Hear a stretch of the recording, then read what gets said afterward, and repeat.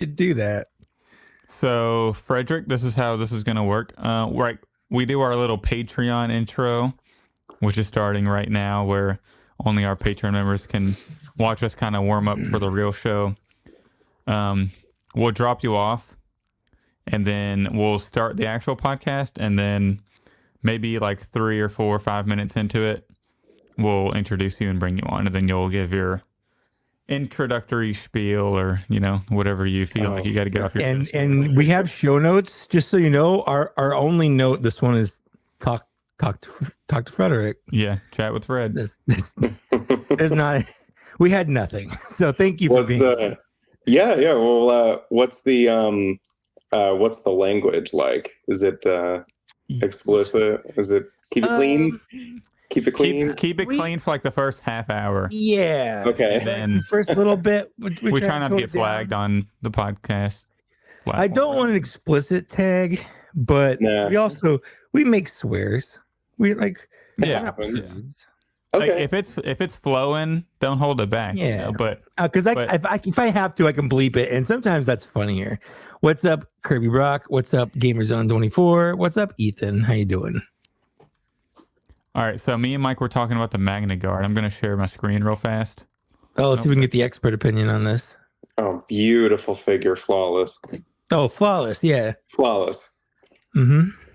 So here's the one, like, you're right, the shaft, right? The one with the point starts there. The electricity works the shaft, for sure. Yeah. But on the one with the bubble, I just had it. See, that's the point still. I just had a good picture of it. Where the fuck did it go? I was looking because right here. I can't find my box because I'm pretty sure the one on the box is the bubble, and it's showing going down the shaft as well. I just had a picture from the Clone Wars, and it was. Where's your box, dude?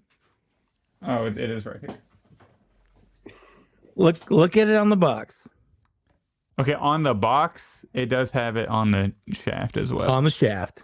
But I'm telling you, like, I just had pictures from the Clone Wars. Right here. Look, can you see this?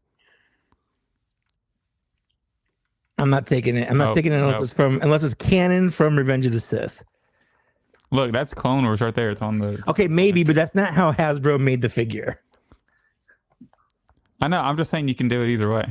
No, there's only one way to enjoy your figures. No. There's only one way to enjoy your toys, and that's the way I deem appropriate. But see, this picture, it has the bubble piece, and it is on the shaft. It's going down the shaft. It's going down the shaft. Yep. I mean, it's electricity. It's going to do whatever it wants. So. But this one, it's on the end. Well, that's like a weird thing. Well, that's a fan drawing. They don't listen. You can't trust Star Wars fans. Period. That's true. And that's true for me. Like. Okay, I'm gonna stop sharing this now. Yeah, that's fine. Anyways, that's what a weird topic to discuss. Well, we were talking about that. We were talking about that pre-show, and I didn't want to just stop. We needed to chat about it. We had to finish our conversation. Far be it from me to get between anyone and their shafts. You knew who you were inviting, right? Oh yeah, for sure. And it's funny because I don't know if you understand this, Zach, but there's a double entendre when you're talking about. It's a California thing. Oh, I know because he's from Kentucky.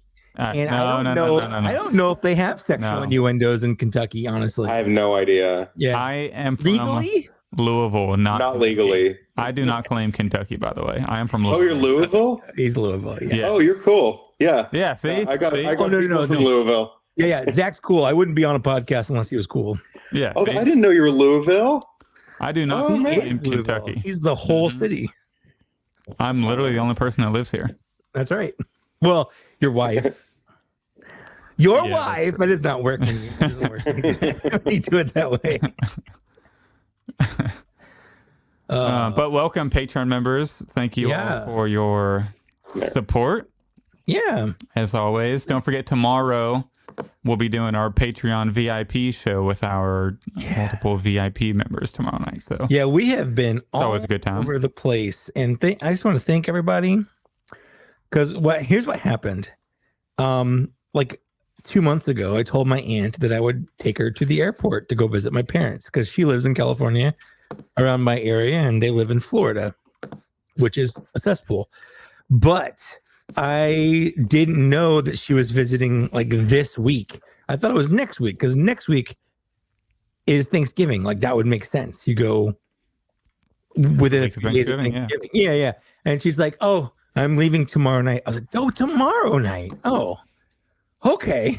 I guess I'll just throw all my plans out." And then like an hour later, she's like, "I got a friend from church." Because I don't think she actually, I think she's mad at me because of the stuff I post on like Facebook and Twitter and stuff. Because she's very religious and I am very not and very irreverent. So I don't know if I'm going to be in her will, honestly.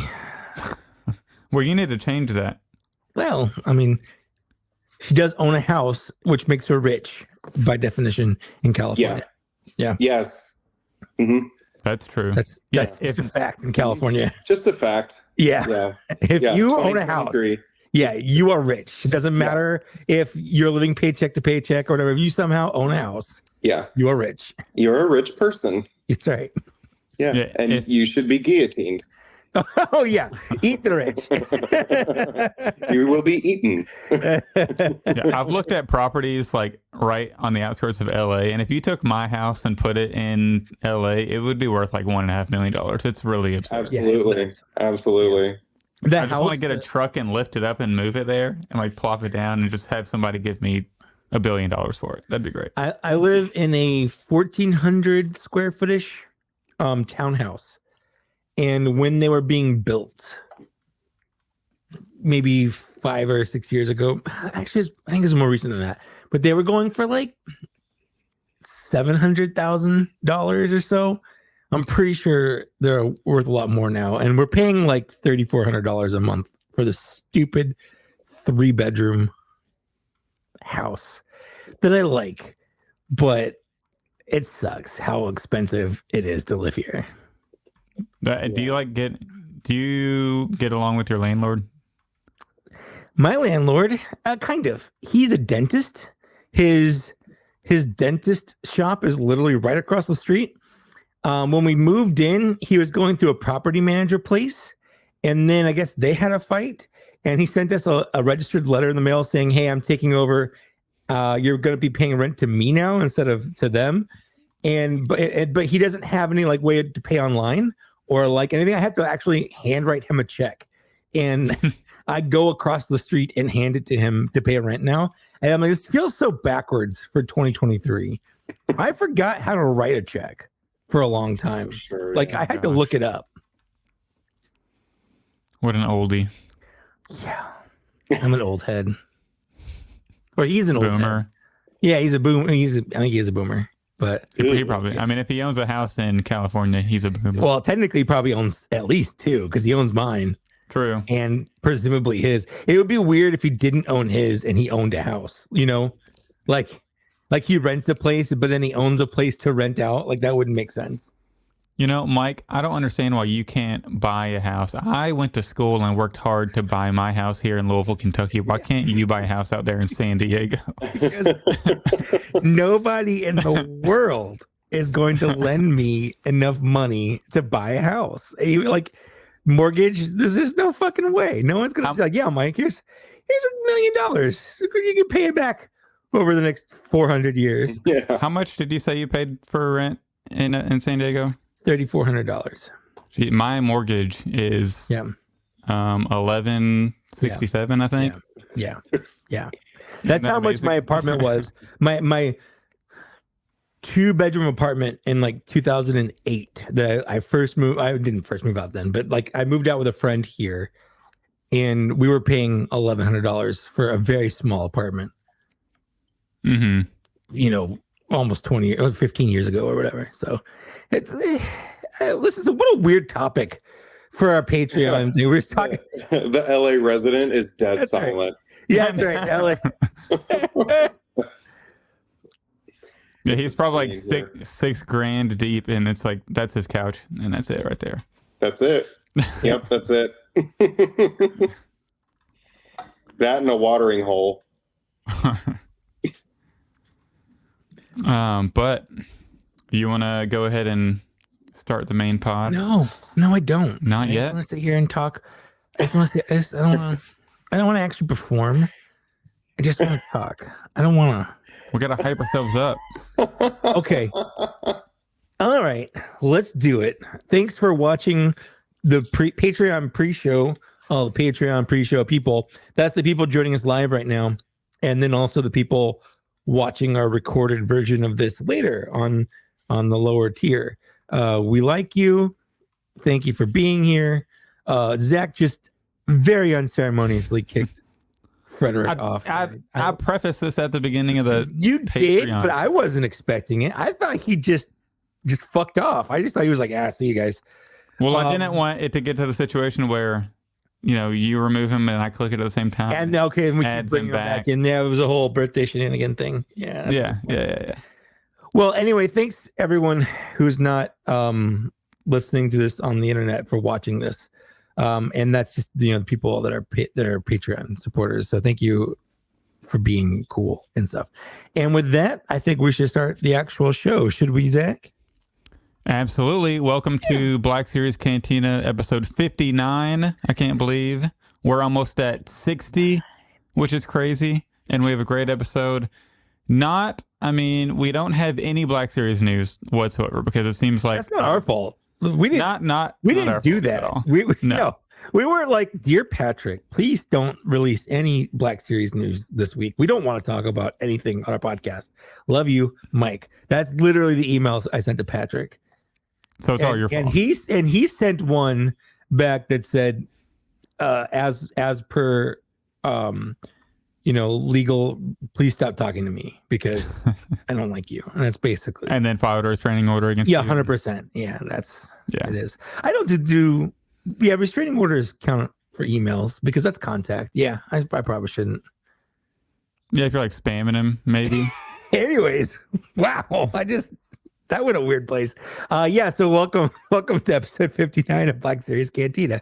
We have nothing for you. We have show notes, and the only thing on the show notes besides Patreon intro and recent or fine additions is talk to the guest. So thankfully we have a guest because if we didn't have that, we'd have nothing.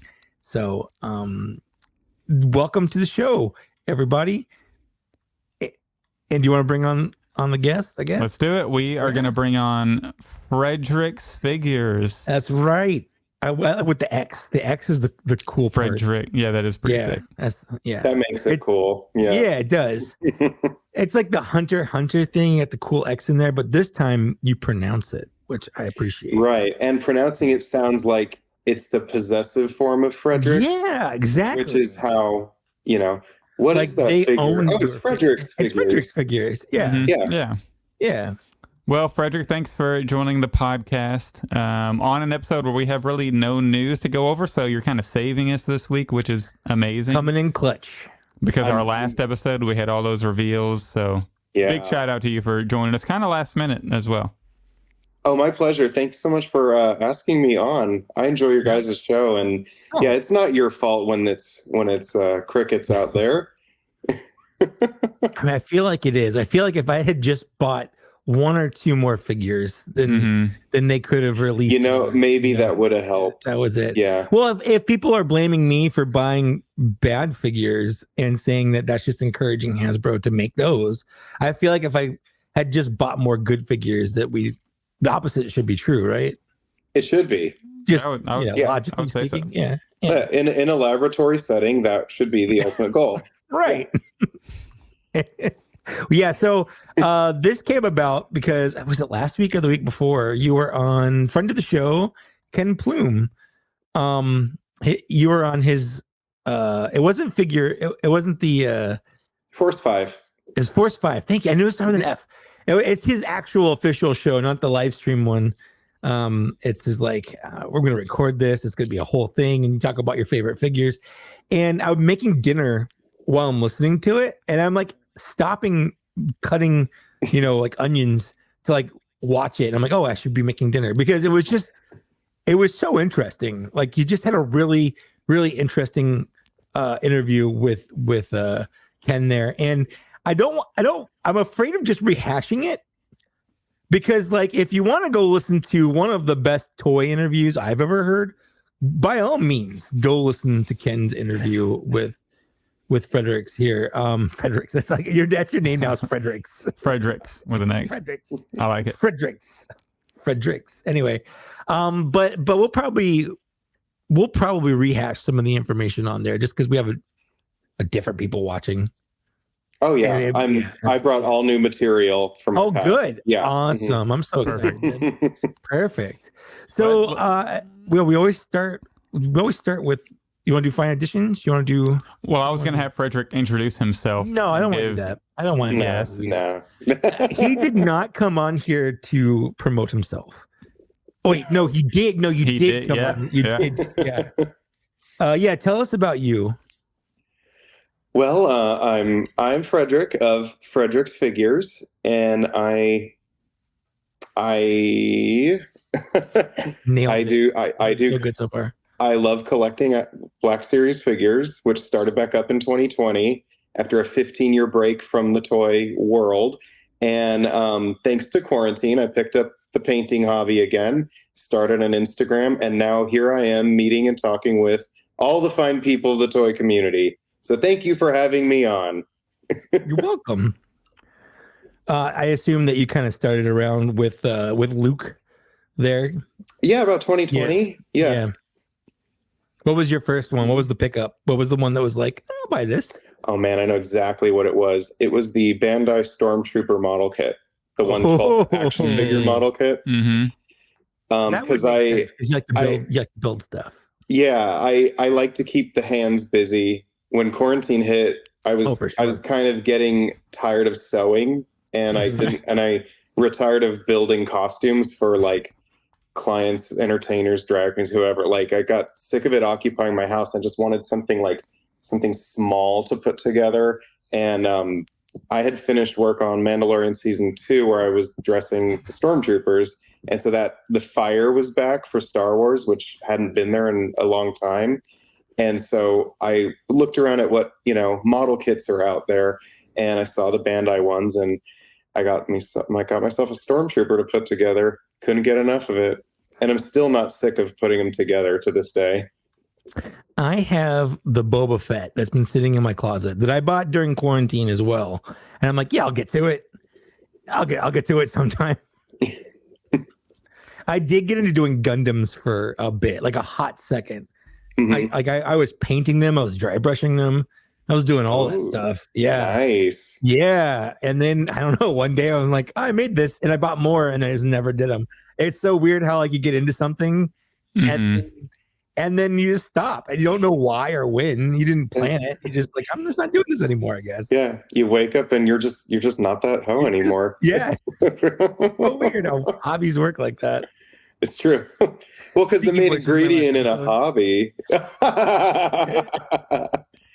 I mean, the main ingredient of a hobby is like love of doing it, right? Mm-hmm. So, here I am 3 years in on my hobby, and so far still love doing it. That's good. Yeah, so love spending money on action figures. Right. I love it. That's a good hobby. It's just a way to dump money. Yeah. So you mentioned working on Mandalorian. Mm-hmm. You just casually dropped that there. Yeah, it's out there. Yeah, it's out there. Yeah.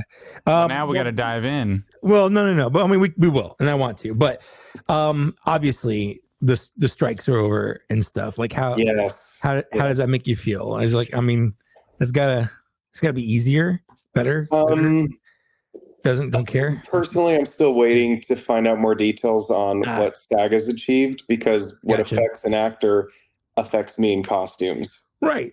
Because if there's no one to costume, like you're not doing anything. Yeah, I'm doing nothing. Yeah. What's been your favorite costume that you've worked on? You know what? I'm gonna jump right into the present and say the Night Troopers. Night Troopers are so cool. I love them. That is so good. I love them so much. So cool. I never thought aesthetic and the kintsugi-ness, the witchiness of it, and how friendly all of the performers were. on top of being an Imperial stormtrooper, Right. like a real stormtrooper, like was just like I feel so lucky. I was at a moment where like my like witchy goth tastes intersected with Star Wars, and I got to do it. So you listen to Sisters of Mercy while you're sewing and electric taping. You know it, Floodland, 1987. All right, start to finish. All right. That's so funny. I actually put them on this morning when I was driving around. Yeah, I graduated in 2000, and that was like right when goth became more of a mainstream, like Hot Topics became a thing and whatnot. Yeah, and that was always that was the store I couldn't go in when I was, because my mom was like, same. That's the Satan place. Exactly. It just made me want that stuff more. If my parents hadn't been so strict, I 100% would have been a goth like in high school. But I was too afraid of my parents. Anyway, it's such a weird diatribe. But cool. Zach, do you have any questions before we move into final editions? What's Sisters of Mercy? Yeah, explain. Yeah, I'm not even sure if I was born in 2000, so I'm not sure if I understand that. But they're from before 2000. Band.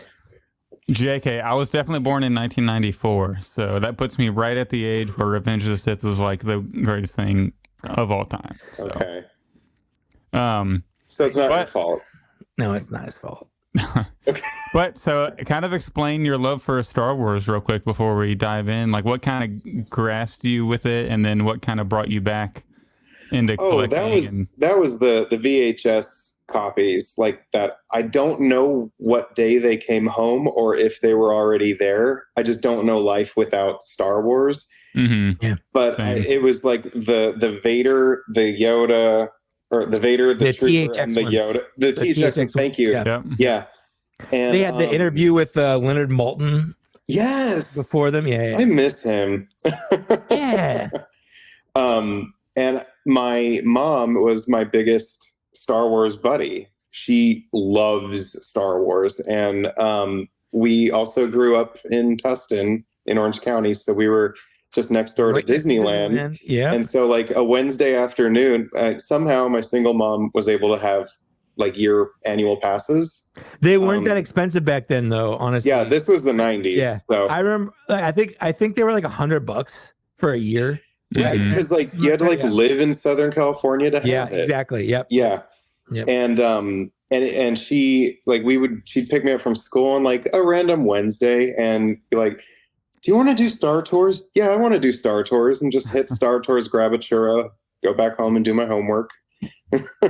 I just don't know a life without Star Wars in it and the quoting of it back and forth. And I had a few friends that were in it, but these were also like the dark times where there was nothing. So like between the mid-90s. Between Jedi and Special Edition. Yeah. Like we had Shadows of the Vampire. Oh, the EU stuff. Which is a great film by Elias Merhige, starring John Malkovich and William Dafoe. But Shadow of the Empire we had, and that was like the new ultra like targeted for us. They really tried to make that a thing. Like it had everything but a movie. It had a soundtrack. It had a book. It had video games. It had action figures. It was literally everything but a movie. So everything weird. Except a movie, but it worked on me. Prince Shizor is still canon to me. and it's all fake. So who can say I'm wrong? Or whatever. Yeah. And I remember one panel where like he comes on to Leia and she kicks him in the balls, and I was like, yeah. It's good stuff. So yeah, dark times. It was actually pretty uncool to like Star Wars or even say the name Luke Skywalker on the playground, like late 80s, early 90s. Yep. You were just a total nerd, and among other things, like to be ostracized over, that was, one of the early ones. But you know what? I just kept coming back to it. Just loved it. Like there's a captured charm throughout the originals that gets me every time. Leia's theme gets me every time. Like they feed my soul every time I watch especially them. like since her passing, man, every time I hear it, it just hurts. You're right. Yeah, I agree. And especially when they play it on screen these days, like knowing she passed, like in Ahsoka recently when they play her theme, and in the Kenobi show when they play it, it's just it hurts. It hurts so bad. That's right. They played it when C-3PO was on screen, didn't they? They also played it. I think at the end there, they played it when Obi-Wan and her were kind of giving their goodbyes. I think they. Oh, in the Obi-Wan show. I think they they twined it in, and it was like it just hurt my soul. One of the few instances of good music in the Obi-Wan show. Man, it wasn't bad. I'm just from the trailer, and they used all the prequel music, and then in the show, there was nothing. Like, so if they had not used it in the trailer, I wouldn't have cared. I wouldn't have even thought about it. But the music in the trailer specifically to be like nostalgia. Yeah, this is your jam. This is what you've been waiting for. Yeah, and you were born in 1994. Come here. Exactly. Yep. This is your childhood. So I will say, those 80s kids are like, okay, what else you got? Actually, I mean, I'm not a huge fan of the prequels, but the music, I will always love the soundtrack. Oh my God. It's so good. So good. Across the Stars is like one of the best things ever. It's fire. It's so good. Fire. Yeah. I'm just like, I'm appropriating all these like kid terms, whatever. Well, yeah. I mean, Droid Invasion has Riz. Oh yeah, for sure. Yeah. It slaps. Real.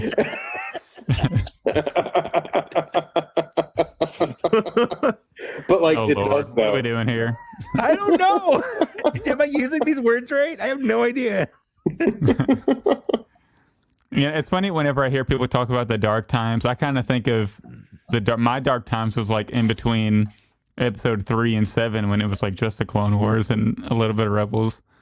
You don't know. Even before those are dark. So those are dark. I was born at like the perfect time. Yeah. You don't know what it was like to be a Star Wars fan in the early to mid 90s. Yeah, like late 80s. Yeah. It was.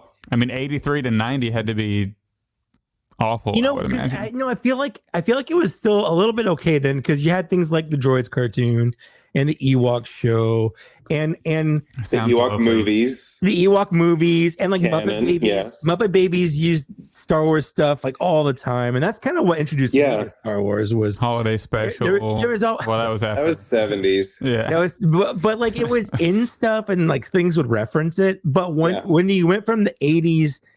Like it's like a wave, and like it started losing steam by the end of the 80s and like into the early 90s. Until Timothy Zahn wrote those books, there weren't like no one even cared about other Star Wars stories or like what was going on in the Star Wars universe. So it's just kind of like things like the prequels were like these mythical, like, ooh, wouldn't it be cool if we ever saw episodes 1, 2, and 3, and people would theorize like what they would be about, what would happen. There was a time period of being a Star Wars fan when Boba Fett was a mysterious character that you had no idea who he was or what he was or how he was. He was just a dude, He looked cool. He looked cool. That was it. And that was enough. And we were was enough. And it's I not don't enough remember for people. It's not enough for people anymore just to have someone that looks cool. Like what's his name? Captain Enoch in Ahsoka, who's played by Wes Chatham, who Amos on Expanse. Absolutely love him and it and all of that. But like he wasn't like Wes Chatham. He was just he had a vocal modifier, but he looked cool. Like, that's literally all I cared about. He was a stormtrooper that didn't look like any of the other stormtroopers. He had that cool Roman face thing going on. Oh, yeah. I don't need to know what his backstory is. I don't need him to take off his helmet and be like, hey, guys, I'm from the Expanse or whatever. Like, he could never show up again. I'm like, I like that. That guy was cool. Now if he shows up in anything else, he's going to be a glup shitto. Be like, oh, is that guy from Ahsoka?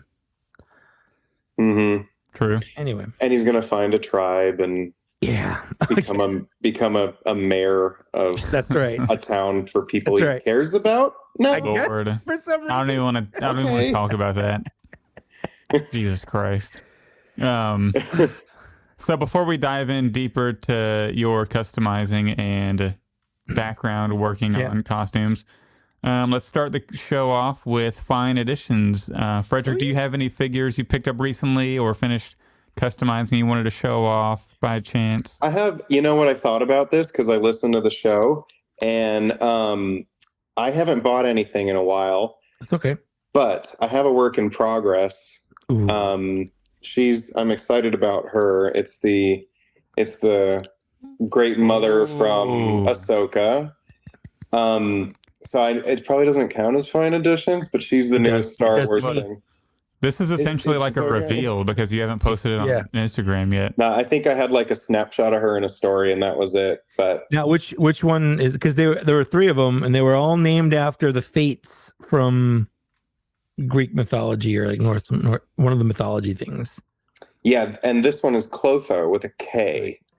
Yeah, because they're all like slightly misspelled. It's like it's Star Wars. Yeah, right. Because in space. Right.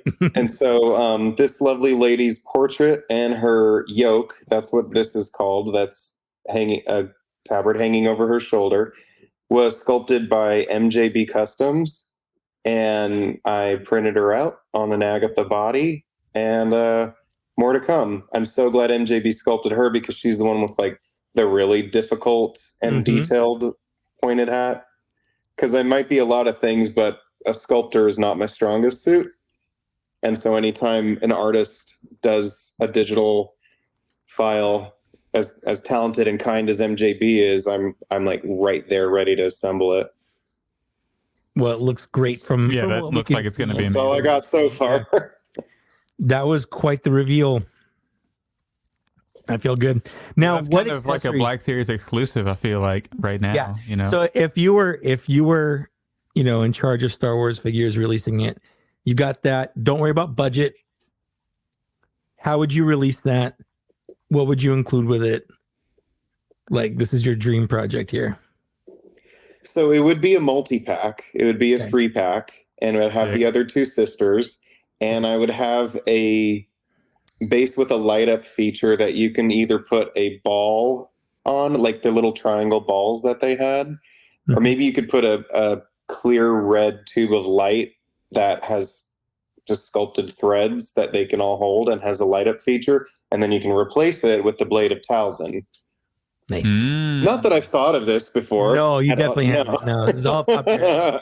This sounds like a good project for Lane Speeder Luke. I hope so. How into clear is he? It's a great question. Well, he did do the he did do like a clear tube for the R2 drink tray, but he probably just grabbed it off something else. Did he? I guess he did. Yeah, he has like a clear. His he gave me some cups that are clear. That's like a clear filament, so I'm sure he has something clear. Cool. But I'm forever grateful he made this. The plinth. The Cetos plinth. Zach? Oh yeah. Yeah, Mike, Zach? where's yours? Where's yours, Mike? That's a good question, Zach. Where is mine? Here, I got your answer. Hang on. Where is Mike's? It's right here. Oh, it's right here. It's okay. In an unrelated question, did you ever send out the figures to the people that won them? The one that has responded was sent out last week. All right. Well, that's good. Even though it was a while, but it was a while. But so that person should have it. Bendejo should have it, but Noah LAT still needs to reply. Well, we'll move down. I need to give him like one more episode because Noah LAT, please send me if you're listening, bro. Send us a message. We got a figure for you. You won this figure. Whether you want it or not. Whether you want it or not, I will get your address and drive it there if I have to. Just like tie it to a brick and throw it through his window. Here's your prize. But yeah, I need to do what Fredrick did and get the little green tube and like stick. Yeah, that's a good idea.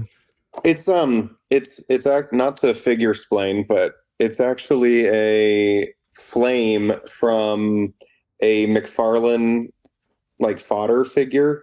So it's like, oh, I know. Be like all the YouTube makeup artists.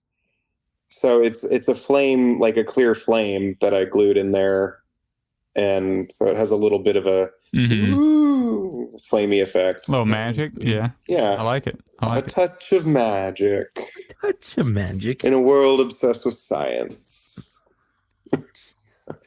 See, Mike, why can't you just have your Morgan Elsbeth, like, be able to pose why like can't this, why can't I? Why can't I, Zach? Why can't I? So weird. Yeah, why not? You guys got kind of missing out. You got these cool plinths, and I'm over here plinthless. I was supposed to send that like 3 months ago. A while ago, yeah. You'll have it around Christmas, maybe. We'll see. Be a great Christmas present. I'm just throwing that out there.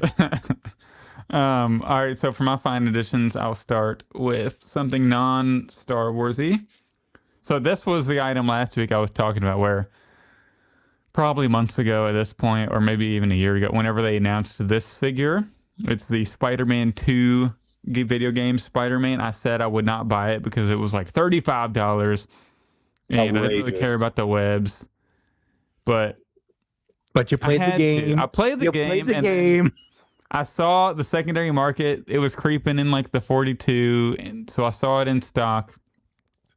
I forget, maybe Hasbro Pulse still had it in stock, and it was sold out other places.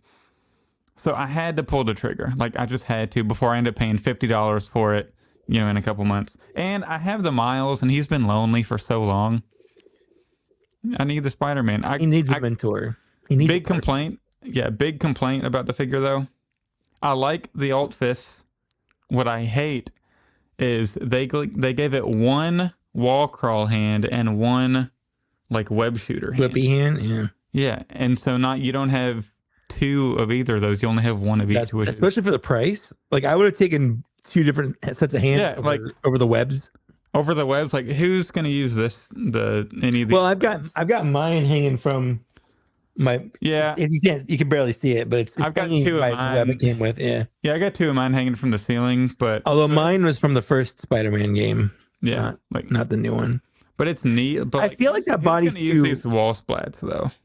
I said that when I got the Japanese Spider-Man. I'm like, because it came with those little what do you do with those? What are you supposed to do with those? Yeah, like what do you? What? My mic glue it on the back of my, I don't know. Like, I don't know what to do with these. They just exist. Like, I guess I could just 3D print like a diorama for them and then stick it on the back and the walls. You could, but get a little camera and kind of stick it on a corner so it looks like the camera is being held up by the web. Yeah, true. Like this one's neat. The little web where it looks like it wraps somebody around. You can kind of tuck them in. That is cool. I'll give it that. But at the same time, it's like a web shawl. Yeah. Yeah. So like if Morgan were to be like, trash or whatever. Spider-Man captured her. Spider-Man got Morgan. So like it's a neat look you could do, if on a character that has broader shoulders maybe. Because this is just kind of falling through. But so not Balin. No. Not Balin. Nope. Jesus Christ. Poor Ray Steve. Damn Hasbro. Hasbro did you dirty, bro. But yeah. It should have included like another hand for each of those, because having one thwip and one wall crawl is kind of strange.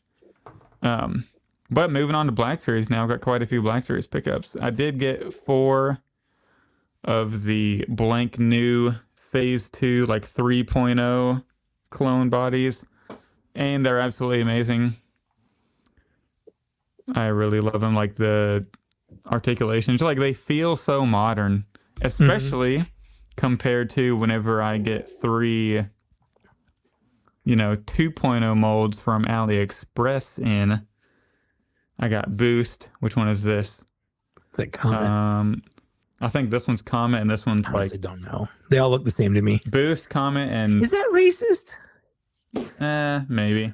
All right. We'll get canceled. It's okay. We'll get clone canceled. That Mike's a clone cyst. All clones are the same. All clones matter. All clones matter. But these ones actually like had a really, really strong smell, more than normal, from AliExpress. So I had to put them in a bag with the laundry sheet. Since I got all that lead, right? Today. Yep. Just stick it in your mouth, suck it all up. It's all good. Yep. delicious. But they are so good. Like, who would have thought AliExpress could do this? Like, come on now. Focus. It won't focus. There we go. That's pretty sharp. Yeah, like normally AliExpress has some like the eyebrow line. Yeah, my is was it messed hard up. case, or is it like it's all messed up? But look at this like sharp paint, the super straight lines. And I haven't seen like all the pictures I've seen from other people that got them. Like they're all like really, really nice. So that's really exciting. And it's just such a big difference from the new 3.0 mold though. Like this mold is so good. Like I'm so excited to get every single clone that they do with this one. But my last fine addition is the Magna Guard, and look at that bowed leg, similar to Mike's, just completely like he's out there busting a move on the dance floor, you know, celebrating the He's kills. got that stanky leg. He's rocking it for sure. Like It's his lucky leg. He's trying to like his underwear's riding up a little bit, so he's trying to like wiggle it free. You know, we've all done that. yeah, like You're in Disneyland and you're trying not to see it. Yeah. Oh yeah. Where it could it's hot, it's humid, and you're like, and everything's sticking to you. Yeah, absolutely. Like he looks cool from the waist up, but I feel like when he's standing there, because his leg is so messed up and I'm having such a hard time standing, he just looks so goofy.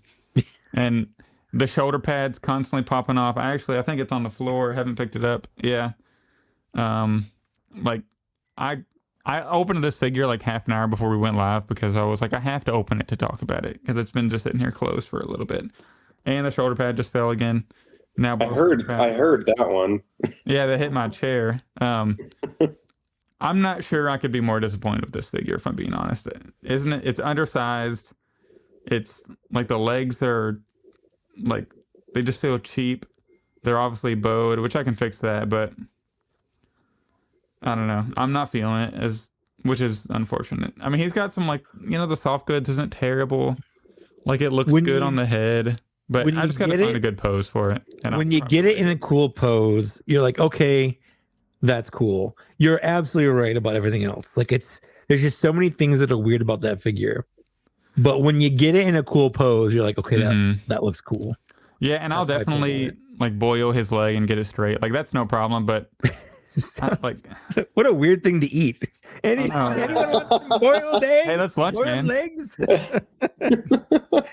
Some Magna legs. I'm all for it, legs. you know? Boiled Magna legs. But from a figure that I was so pumped for when they announced it, to open it and it's like, you know, what the hell was all that? I would say easily biggest disappointment of the year, figure-wise, in terms of how much I was looking forward to it versus kind of what we got. It might be up there for biggest disappointment in the whole line. Honestly, like maybe. First impression, like I'm not feeling it at all. I have to get it in a pose, put it on the shelf next to Grievous, and I'm sure I'll start coming around to I haven't even done that. I've got two, and I haven't even taken a picture with Grievous yet. I've had other things occupying my toy attention, which I'll get into. Yeah, and like it's gonna look cool, I'm sure. And I was thinking about like whenever they originally announced it, I was like, oh, I'm definitely getting two of those. But yeah, I'll probably wait for a repaint, you know, with the darker version, and then just get that. I pre-ordered a second one on the show. Like, yeah.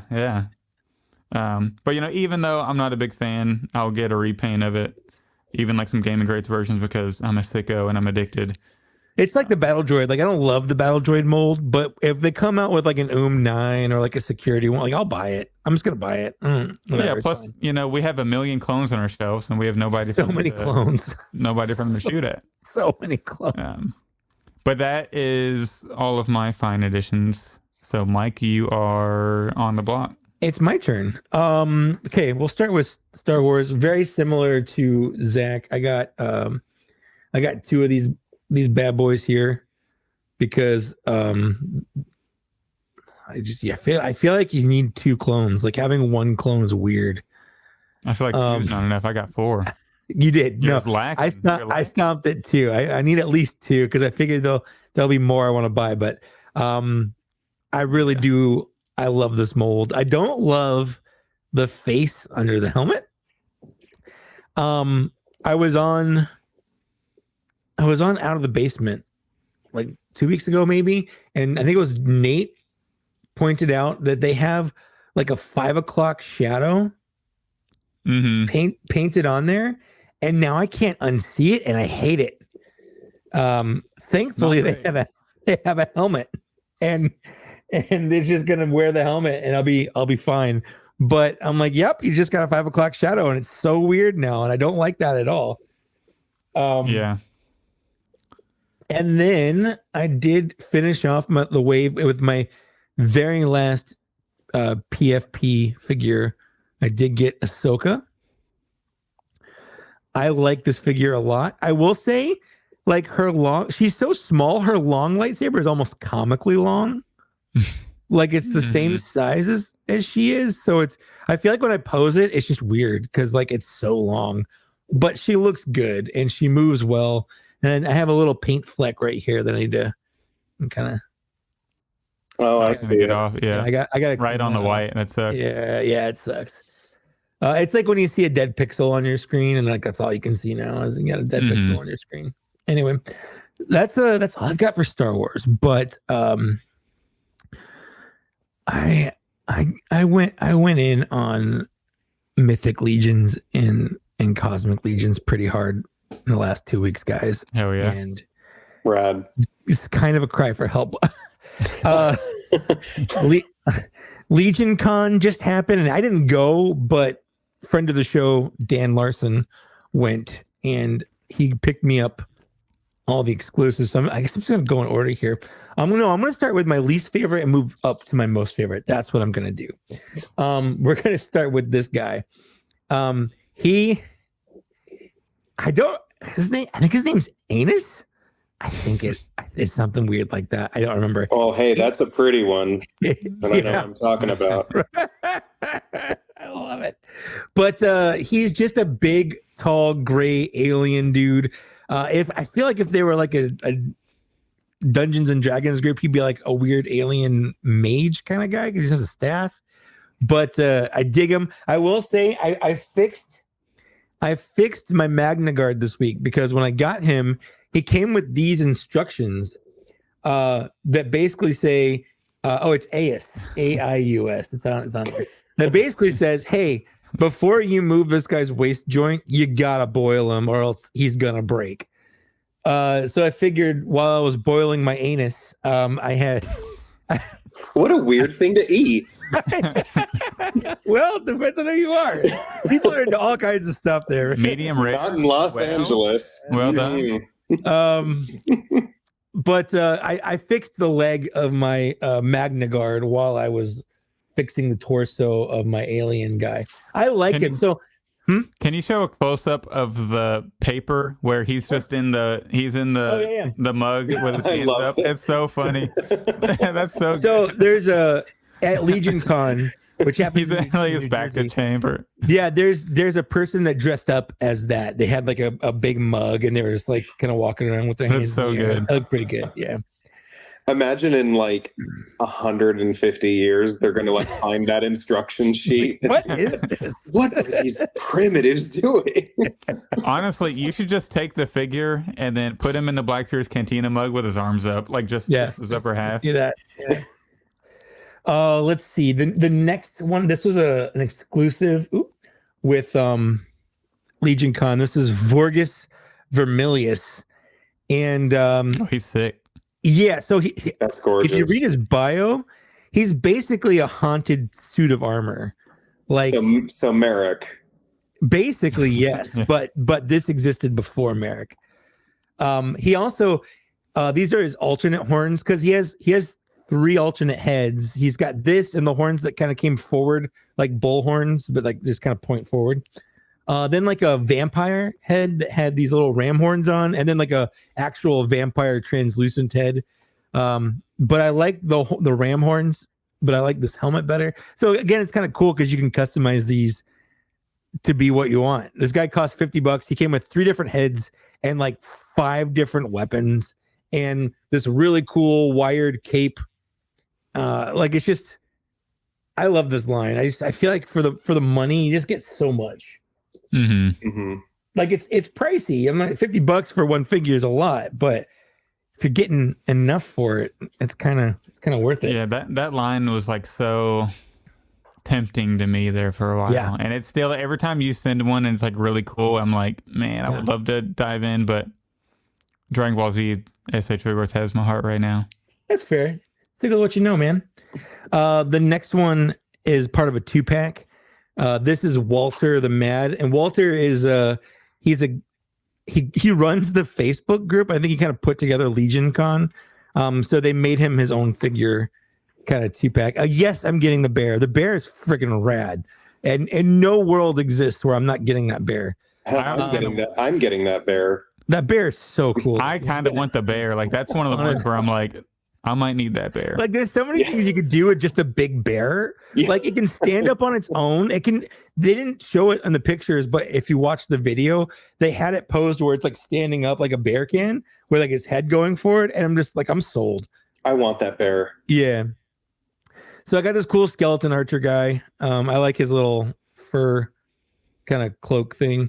I don't love him, but I like him. But he came in a 2-pack with this space skeleton guy who I absolutely love. Like the orange, the skull in a helmet. Like I freaking love all of this.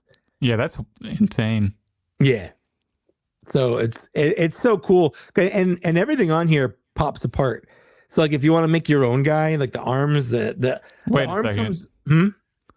Why does a skeleton need like an air bubble in space? Don't question it. Don't question it. He just does. Okay. I saw that, and then it took a second, and I was like, "Hold on, this is not adding up. The math is not matching with it." No, he just does. Because to not wear it would make the organic life forms he's exploring with uncomfortable. Didn't you watch Prometheus? Thank you. Okay. Exactly. Okay. Yeah. It's for our comfort that the skeleton who doesn't breathe wears a helmet.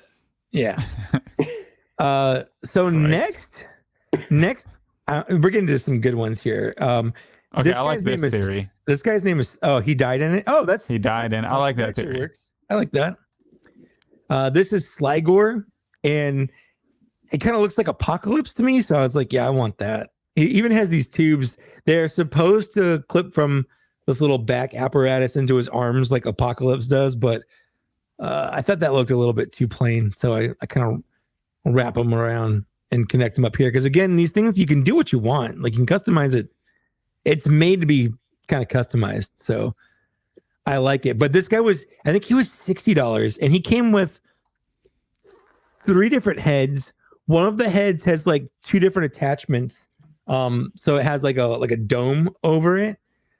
He came with 2 different chest pieces just to make him completely look different. Because the idea is you can buy a bunch of him and like army build him and make him look like a bunch of different dudes. So that's cool.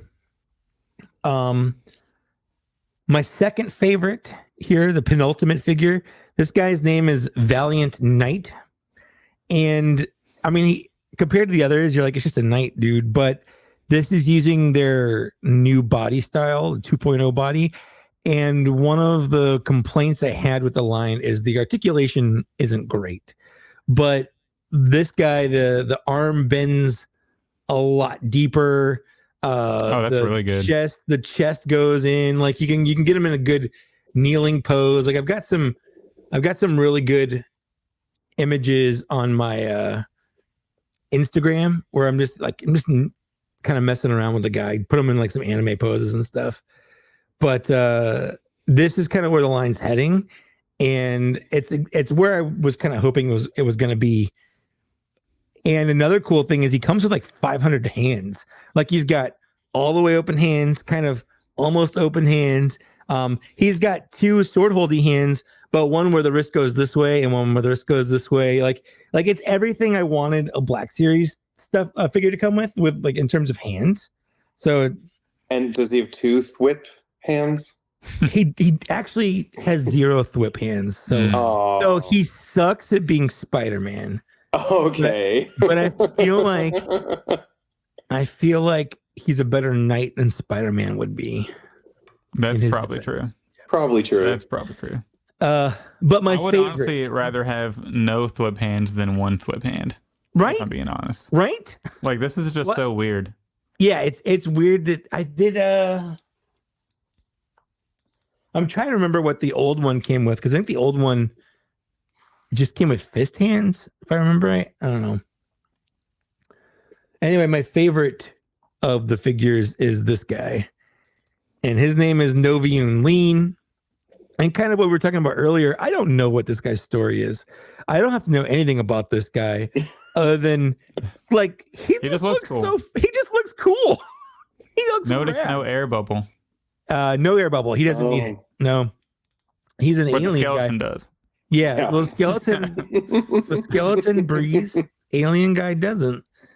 But he came with like an alternate head, a bunch of different hands, like 3 different weapons. Again, it's just kind of cool that these guys come with all this stuff. For, you know, they're pricey, but I feel like for what you get, the paint, the sculpt on them, it's 4 horsemen, so you know it's gonna be good. But like, yeah, that's absurd. There's just so much detail. Like this thing is Lex Luthor looking thing pops off, his shoulders pop off. So again, you can customize him however you want. I like his little missile on his little arm there. He has the 4 horsemen, or not the headless horseman's glove. Like that's the same glove that the headless horseman comes with. So it's kind of neat when you start collecting these for a while. You start to notice kind of reused parts. Like this guy and this guy, these 2 guys, these are the same figure base. They have the exact same base. They just have different accoutrement to make them look different. But at their base, they're the same body. So I know there's Mythic Legions, but are these the other line? The Cosmic Legions. So Cosmic Legion. So the space looking dudes are Cosmic Legions. And then like the skeletons, actually, well, this skeleton is a Cosmic Legion, but the other skeletons and stuff, anything that's like a knight, those are Mythic Legions. But they use a lot of the same parts most of the, like some of the time, because I see them as one big line personally. Yeah, modern action figures are just getting so crazy. I love it. You know, and I was thinking about this. Like if Lily was like, Mike, you have to give up everything but one line, and I had to choose, I can't say I wouldn't choose Mythic Legions or Cosmic Legions over like Black Series. I really can't. Like, wow, I'm just having. That's I know. bold to say on a Black Series Cantina. I know. Podcast. I have a Black Series podcast.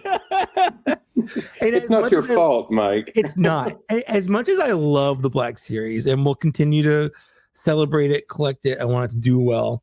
Right now, I feel like I'm having more fun with these Mythic Legion and Cosmic Legion figures than I am with Black Series figures. And it's probably also because whenever you get a Black Series figure, I feel like a lot of times, as much as we do celebrate like how much we enjoy the figure, but a lot of it is, how I've mentioned before on the show, a lot of it just seems like it's 1 or maybe 2 accessories short of being like an absolutely perfect figure. Like that Ahsoka figure, the Clone Wars one that you just had on Fine Editions. Like, it's an amazing figure, but a downfall is her left hand is so open. The lightsaber is just so loose in it.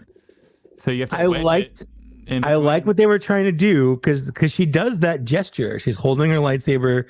She's got her. It's a good little force thing. Yeah, gesture. But we need put an alt hand in there easily, so we can hold the blade or the hilt. Without it just falling out. Yeah, I feel like every figure really should come with a holdy hand, an open hand, and like a fist.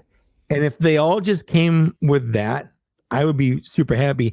And a lot of them, like, you only need to make a Stormtrooper alternate fist, and they can go on any Stormtrooper, you know, like it doesn't matter. Like, you can reuse this. You don't have to mold new hands every time. How many times did they re-release Ahsoka?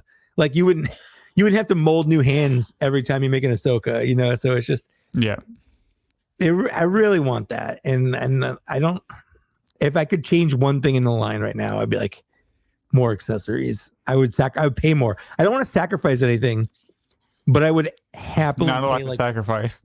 No, there's not. I would happily pay too hot either. I would happily pay $5 more if they came with accessories and I felt like I was getting my money's worth. Like, I don't mind paying more for toys. Yeah. But I I don't mind paying for the deluxe figures. Exactly. That Starkiller set was $117 after tax and shipping. Well, even the current deluxe figures, like Malgus needed alternate hands all day. He needed a lightning hand. He needed a lightning hand. He needed a fist hand. Like, he just needs so much. And like, I again love the figure, but like, I feel like there's something missing. Well, when TVC gets a Malgus, they'll get the lightning hand, probably, and all of that. You know what? I will say it makes me feel good that their Morgan Elsbeth also didn't come with any accessories. We got one on them. That's well, no, we just tied. We're even. We're even. We just tied on. That's a win. If we tie, it's a win. It's like soccer. It's like it's a draw. Yeah, And I've been feeling you so hard, Mike, this year on just kind of like finding joy in other toy lines. Like my favorite line right now is NECA's Universal Monsters line, because I never thought those nearly 90, 100-year-old films would get figures of this modern era quality. And for $35 to $40, getting like a 1/10 7-inch figure with alternate heads, many alternate heads, different portraits and expressions, extra hands, soft goods, accessories.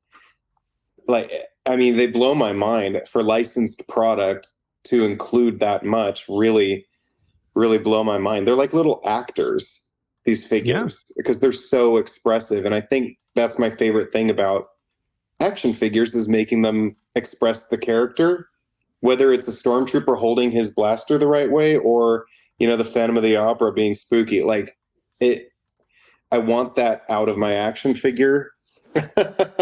There we go. See? Expressions. Yeah, it's like he's living in a scene on your shelf, essentially.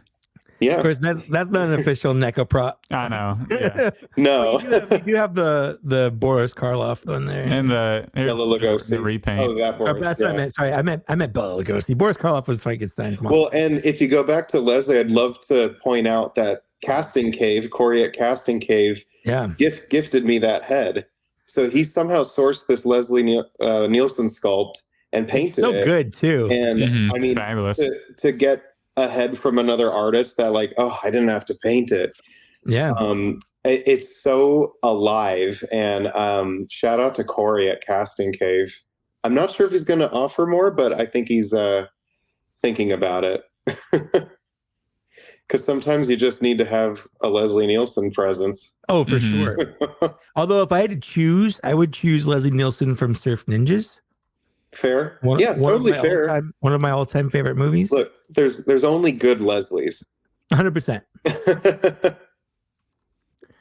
Even though that Leslie Nielsen was borderline maybe a little racially insensitive in the sense that he was a white guy named General like Zhao or something. Clearly meant to be a Chinese dude, but he was just Leslie Nielsen. But I think that kind of makes it okay because it's Leslie Nielsen. Well, let's look at the tone of the picture here. Right. He clearly are we Killers of the Flower Moon or are we Surf Ninjas? No, yeah, right. True. Good point. It actually might have been worse had they made him an Asian guy, because it'd just be like a weird stereotype and then also bad, versus just Leslie Nielsen being goofy wearing a samurai mock-up kind of armor with like a clearly fake cybernetic half of his face. Like, I love that. I can't get with it. NECA, you made Kino from Ninja Turtles 2. Give us an Ernie Reyes Jr. from Surf Ninjas. NECA, if you're listening. I just need an Ernie Reyes Jr.'s. Well, they're making the David Warner Scientist as a convention 2-pack. Are they? Oh, that's true. They are. From Secret of the Ooze, right? Secret of the Ooze, yeah. He's a 2-pack of himself, which is a weird. He sure is. Have you ever wanted two of the same guy? Well, you're in luck. But never found at a convention. I need to give Secret of the Ooze a rewatch. I haven't seen that movie in years, in probably like 20 years, I feel like. Maybe even like 25 That just shows years. I think it just shows NECA's passion. Yeah. And the team's devotion. Like, man, that NECA team, they must be some like hardcore nerds. Oh, for sure. Hardcore. The way they go all out. It's and somehow, you know, props to Randy. Somehow he like seeks talent out to sign the dotted line to get a likeness for these figures. And they did that with Elias Codiez. They did it with Judith Hogue. And Paul Reiser. Mm-hmm. That's right. And he's the one who got Sigourney, because lest we forget, before 2014, NECA's Aliens line, like there were no Sigourney likeness figures, period. And he broke that door open, so we got the Ripleys. Look at that. Paul Reiser gave us Mad About You and then Sigourney Weaver action figures. And it helps that all their stuff doesn't have that Disney licensing cost added onto it. At the time, it does now.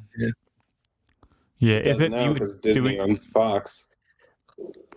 Yeah, true. I just wonder if Lucasfilm is even higher, because it seems like Marvel Legends sometimes gets more accessories than Black Series too. I don't know. I mean, it's a Lucasfilm thing. I mean, I wish I had knowledge about that, but all I know is that when Lucasfilm was an independent company, man, we got some toys. Mm-hmm. We did.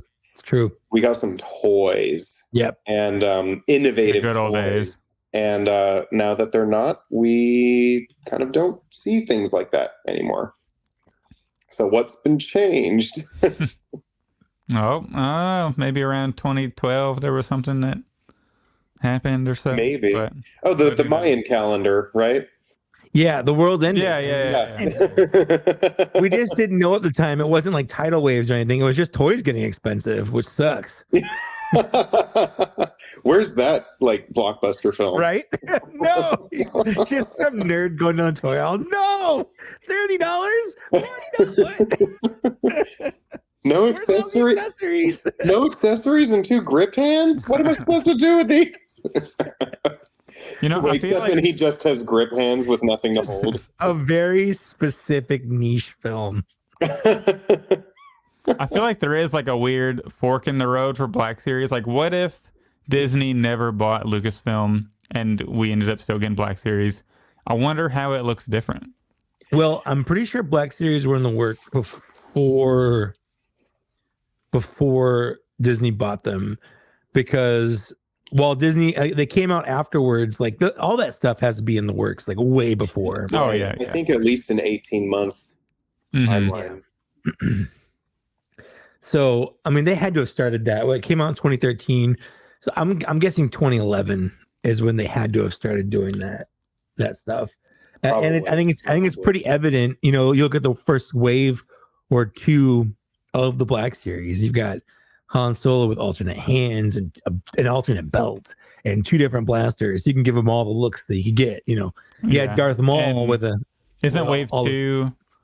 Does Wave 1 have the Disney logo on it, or is that started? No, they all do. They all do. No, did Wave 1 have the Disney logo? Yeah. I wonder if they had to add that on, or if it was. Oh, for sure, because by the time they came out and you could purchase it, it was a Disney product. I just wonder how late they had to do that. Yeah, Black Series was never not a Disney product in terms of consumers buying it, but I would bet, because then even when we talked with Gregory Titus on our show, like he was talking about how they were designing logos and stuff, but like well in advance. Yeah.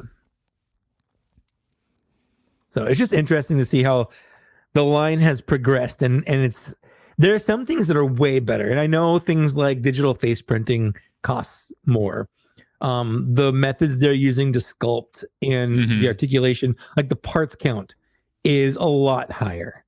Oh yeah. So in some terms, in some regards, the line has never been better, but there are some things missing. Clearly, accessories have gone by the wayside. I mean, the first figure that came with almost nothing was Greedo, and I think that was one of the reasons why he pegwormed so hard, was because people were thinking like, it's just Greedo and he comes with just a little blaster and that's it. Like compared to all the other figures that were out at the time. If he's sitting on the shelf with Han Solo, who comes with the old hands, the belt, the blaster. The same wave you had Han Solo, you had Boba Fett, you had Princess Leia, who even she also pegwormed because she looked terrible. But even she Yeah. came with 2 different weapons. You know, it wasn't just the one pole arm. It was she came with 2 two pole spears. arms. Yeah. So it's just, and Greedo just has this tiny little pistol that fits in his holster. Well, what could they have given Greedo besides? Oh, that's the thing is, I have no idea. I have an idea. Figure, what? Alternate hands, some jewelry, and a wig, so he can be Grieta. Grieta. or throw back to the behind the scenes filming and give him high heels. High heels. There you go. Yes, there we go. Nice. Or there you go. they could have included like a little spray paint can so you can spray him orange to look like a different version. Maybe they can find a way to do that. Who knows? Or like a hair dryer set to cool to cool off the actor. That'll work. Yeah. I've seen that BTS that photo. would be a fun like subline if they did behind the scenes Black Series. Like, yeah, he had Tarkin and he's got like slippers on. Slippers. Yeah. Give us pink shorts guy. That's what I want. I know he died like a year or 2 ago, but like give him a boom mic. Oh, I might need to make that. Yeah, please. I might need to make that. I'll credit you. Those pink hot pants. I want them. I mean, it's in the Tunisian sun. The guy's not going to be wearing money clothes. Like, it's just how it is. You just go with it. It's the 70s. Who cares? He's probably on so many drugs. Prime Dave Prowse, Darth Vader. Bodybuilder. Dave Prowse. He's more Darth Vader than Sebastian Shaw, in my opinion. So. Oh my god. Yeah. Then Sebastian Shaw. Yeah. I still want a Sebastian Shaw. Just saying. Nobody wants a Sebastian Shaw. I want a Sebastian. I'm not nobody. It's not even canon. I'm not nobody. Canon. Why do you want it? It's not even canon. There's a lot of things that aren't canon that I want.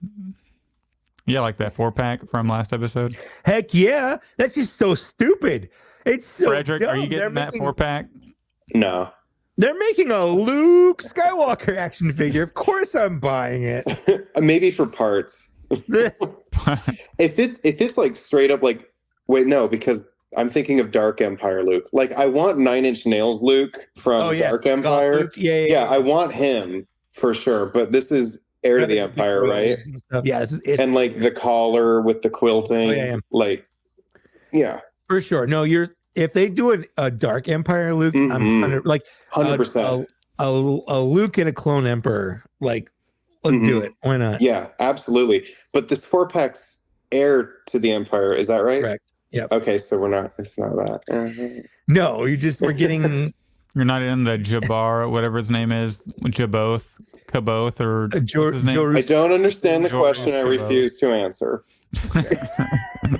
And no, I'm saying just for the sheer audacity that Hasbro is making it, because I want to encourage them.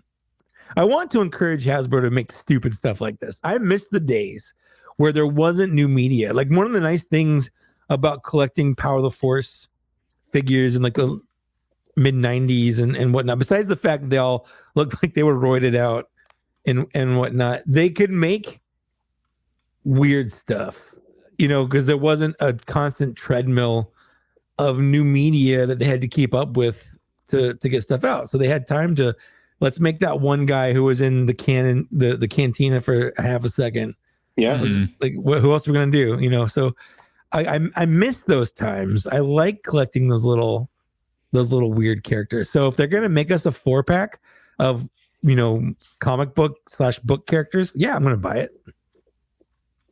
Well, and I love a multi-pack in general, so I know it'll probably tempt me. Yeah. We'll see. Yeah, I do love the return to multi-packs, which is great. Thank God.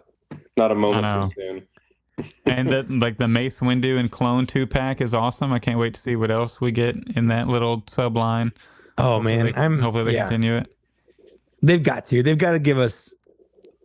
I mean, why else would they do it?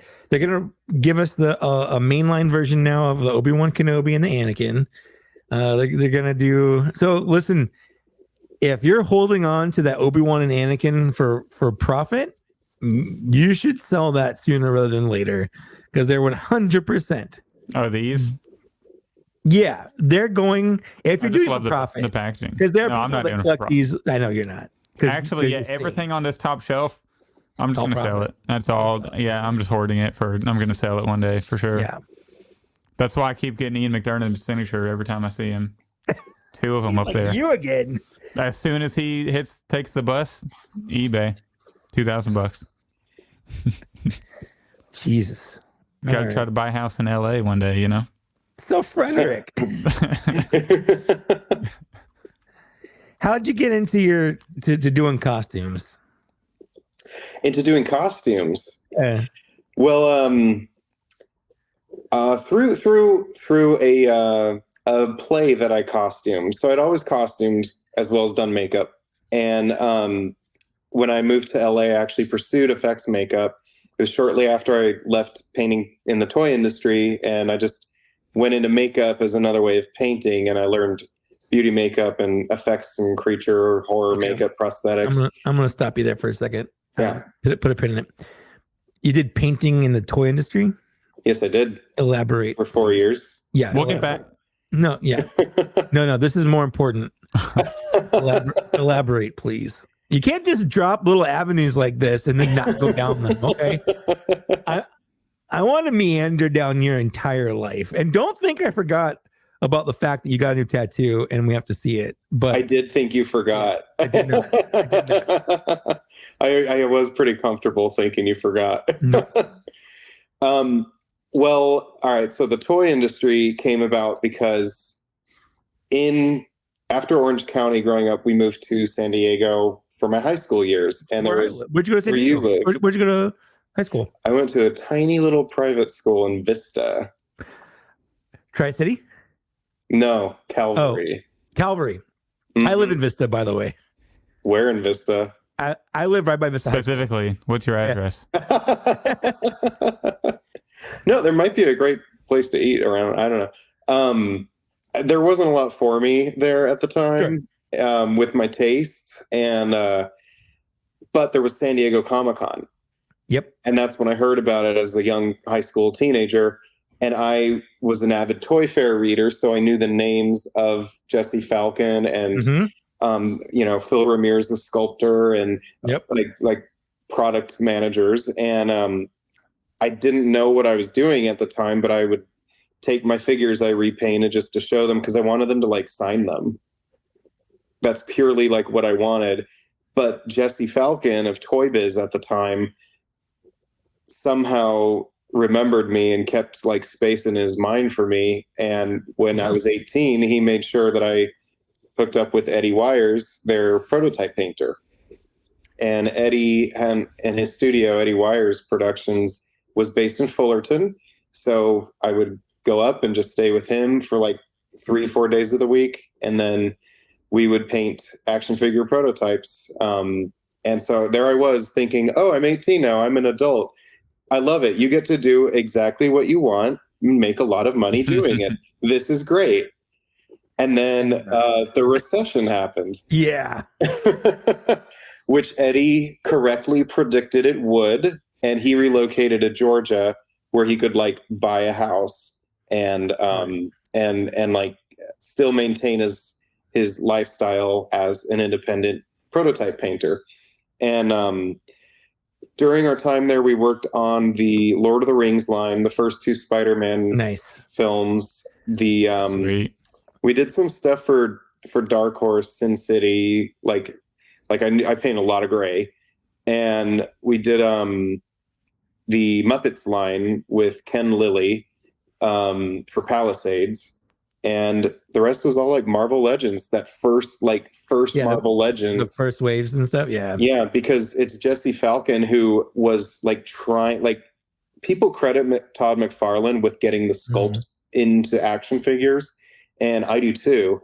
But Jesse really helped get mainstream figures away from like with slashing action feature. Like he got us like out of that and into ultra articulation, because he would bring stuff he'd get from Japan and be like, why is our product not as well engineered as this?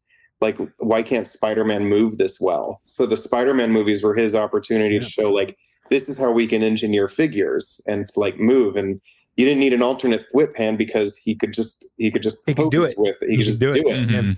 And so Jesse was like really a pioneer of that, and he changed the industry too. Yeah. Oh, for sure. I remember buying that Spider-Man because it had the ultra posable. Yeah, it was the Spider-Man 2 one. Like they slapped how many points of articulation it had on there. Yeah, and I'm thinking like there's never been a toy that could move like this before. That was like pose? Yeah, that's like the pinnacle figure for that time period. Yeah, I agree. Yeah.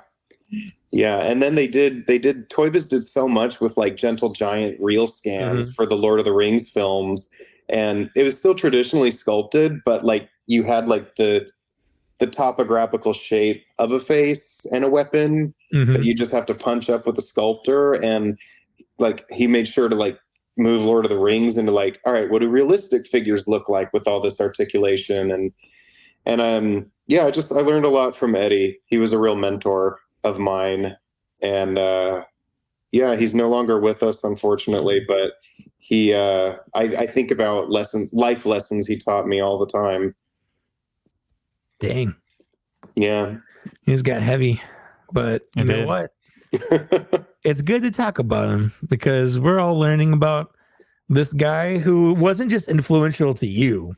He was influential to like this singular person was influential to the industry. We wouldn't have modern figures that we have today if it weren't for someone like Eddie. So yeah, that's cool. Yeah. And I know his brother Jason took on the mantle of the company, and he's thriving in Georgia as well. So shout out to Jason Wires out there.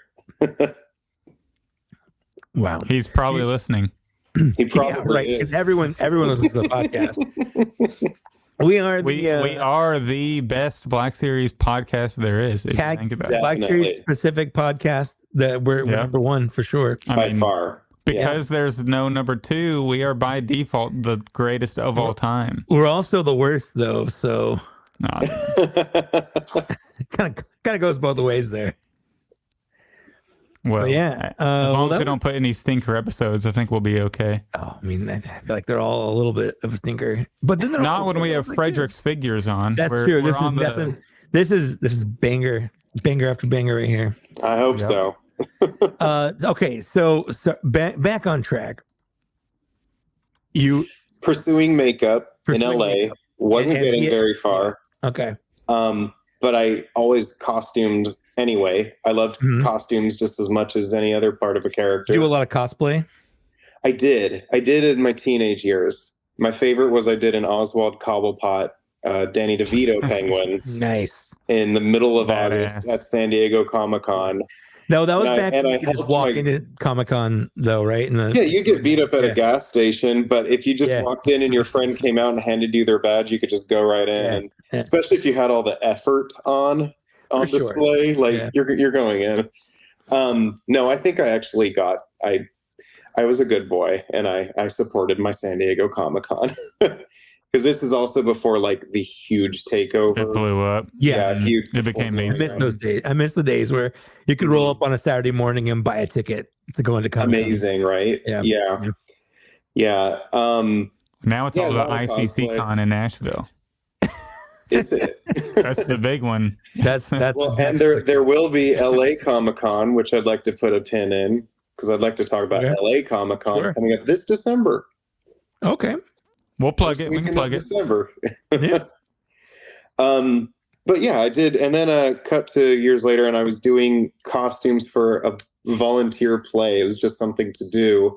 And the previous year's costume designer is in the union, and she saw me, designing these characters for this play and was like, "You really should be in the union."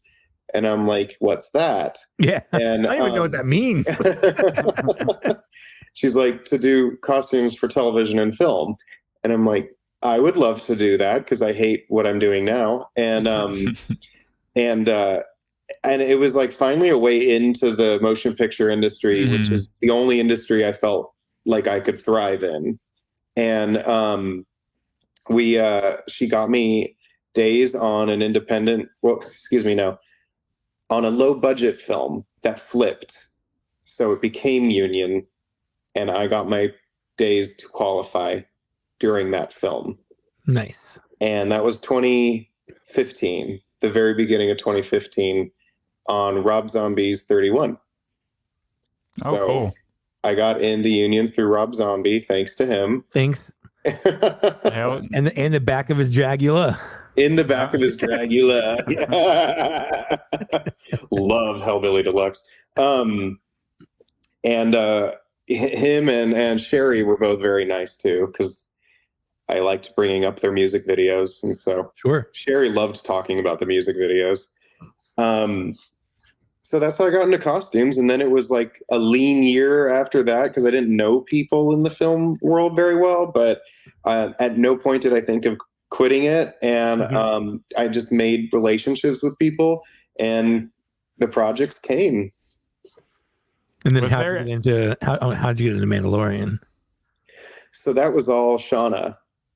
I did a film with Shauna Turpchik, our costume designer. Is that how you pronounce her last name? Because I always Turpchik. Because it's just a bunch of consonants in a row, and I'm just never sure. It sure is. Yeah. Turpchik. She we did a film together a couple years before all Star Wars came to TV, and immediately I was struck by what a artist she was.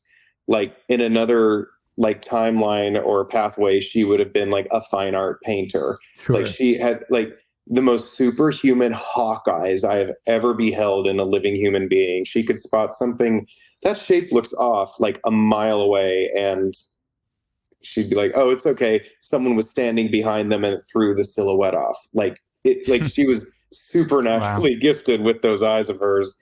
And she was reaching out to me for this show called Huckleberry, and I didn't know what it was, so I was booked on something else, and I said, "I'll hit you up when I'm done here."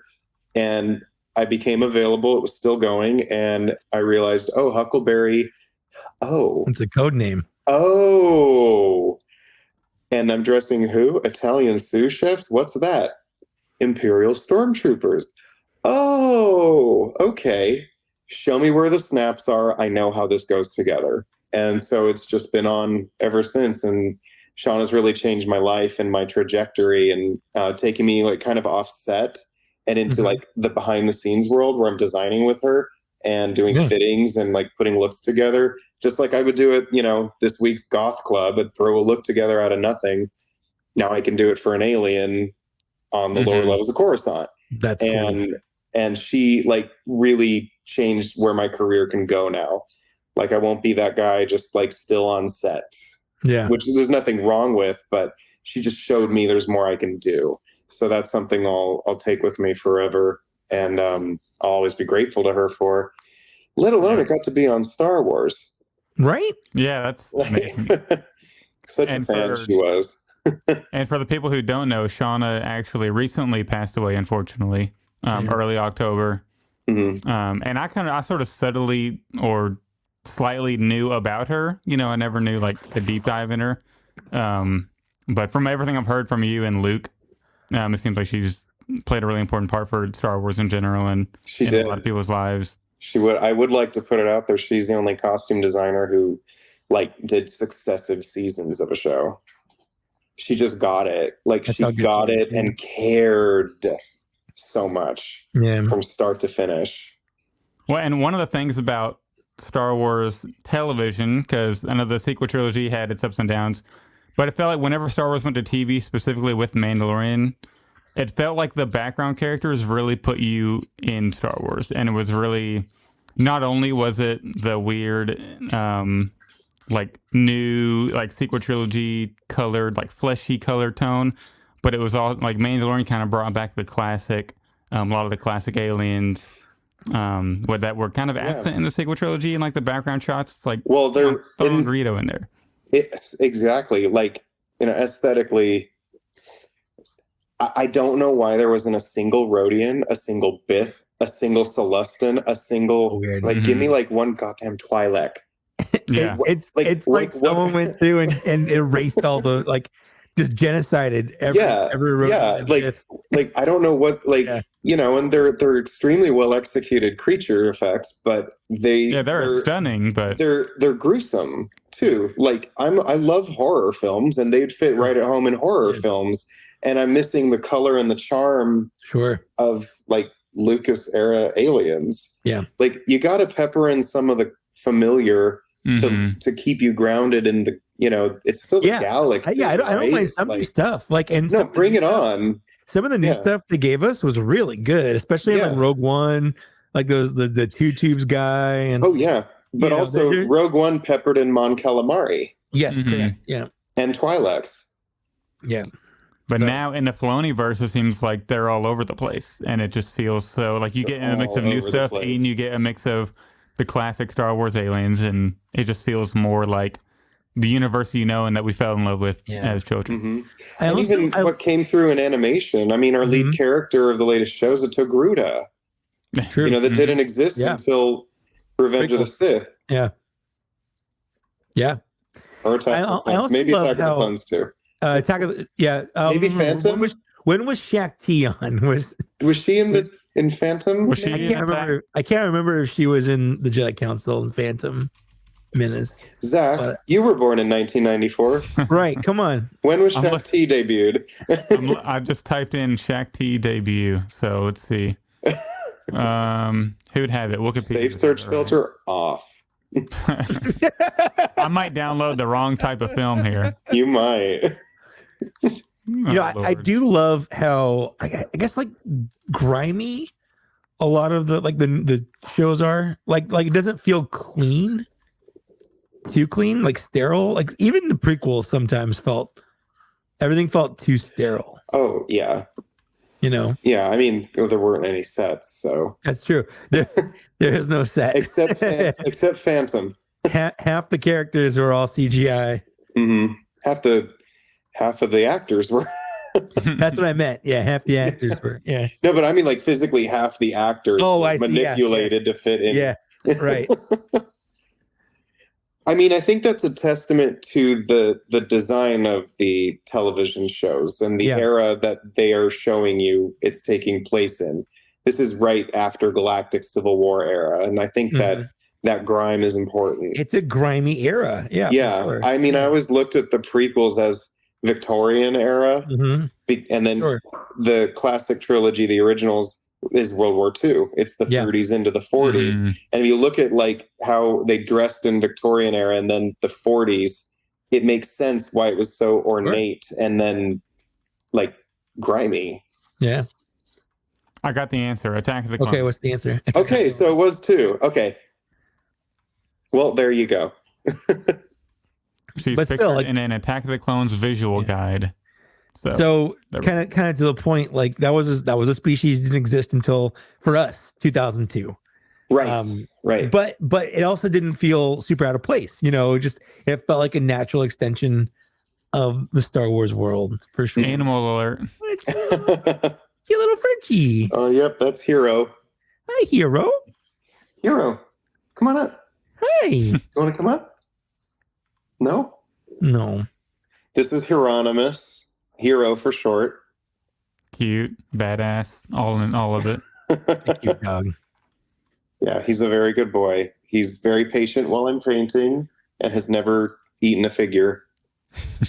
I'll trade you my cat, who I have locked her in the toy room, trying to make sure I close the door so she doesn't get in the toy room.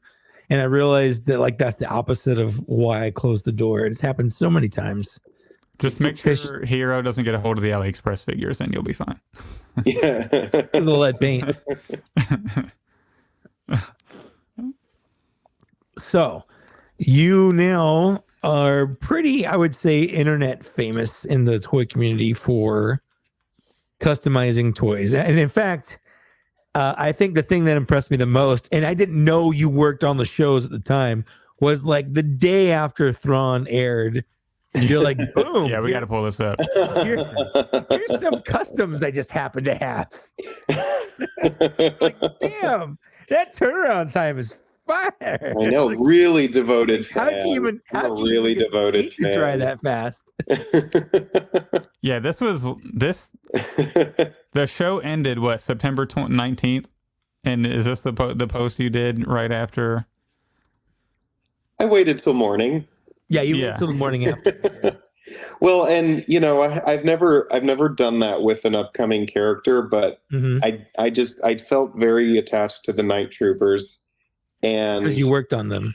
Yes, and I knew they were coming for about a year, and I haven't ever really pulled that stunt before, out of like a respect for spoilers. Sure. But then Star Wars themselves were posting whole episode recap promo material an hour after it airs. And I was like, well, you know what? Cat's out of the bag. Yeah. If my little we know he's in it, and also in solidarity with my actors, I never shared any media during the strike, but I would show a custom action figure that just so happened to be in this show. Yeah. And you know what? I wanted to get him out there. I gotta say that's one of my favorite parts about the strike ending is finally be able to see that. It's so great, isn't it? It's so much fun. The behind the scenes stuff. That's really what's been missing from, I think, my experience of all this is seeing the actors, their feelings on portraying these things, and how much fun they had, and the humans that make what we love. Exactly. Yeah, like actual humans. If everything was AI, you would never have behind the scenes stuff. Nope. Period. Just behind the scenes goodbye. Yep. So in solidarity with my actors, I refused to share media, but I did drop a Night Trooper figure. No, that's smart. Yeah. I think if an AI did share it, they'd be like, well, I saw someone else created this, so I stole it and used it over here. That's basically what it would exactly be. That's exactly what it is. That's what they do. Yeah, that's literally what the software does. Yeah. What did you use for the gold plating on this? Gold leaf. It is actual gold leaf. In the show, what are those black bands made out of? The red bands? Oh, I'm colorblind. So colorblind. That's if I just say a wrong color, ribbons. Just go with it. Okay, the ribbons. Yeah. Ribbons. Yeah. Silk. It's nice. Like dyed and distressed silk that Shauna had selected and had dyed that specific red with the specific distressing before they were chopped up, and then we wrapped them onto the troopers. The idea is being that there's never a straight up X. And that it looks like it's growing out of somewhere. Like it can't just be thrown over. If it's over the chest, then you better believe it's going under the plate and coming out of a thigh piece. And this helmet was one in particular that I did in a fitting where I asked if I could do a teardrop, and they went ahead with it, and he's in there. And so I wanted to make his little teardrop happen. People don't realize how much thought actually goes into the smallest details whenever you're on set for something. And even as someone who says that, it's hard for me to even understand just as a fan of watching it. Yeah. But it's there. That's the passion for it, and the story behind what you're just looking at that kept Shauna going with an active, almost 40-year career that she imparted on us. You need, when you see something for a split second, it needs to have had a backstory before the camera happened to pick it up. That was the whole philosophy. Yeah, this is probably some of the best work I've ever seen. Another thing that I was super duper impressed with, I mean, pretty much everything on here I'm super impressed with, but this Ahsoka just looks like a picture of Rosario Dawson. I thought it was a hot toy, honestly.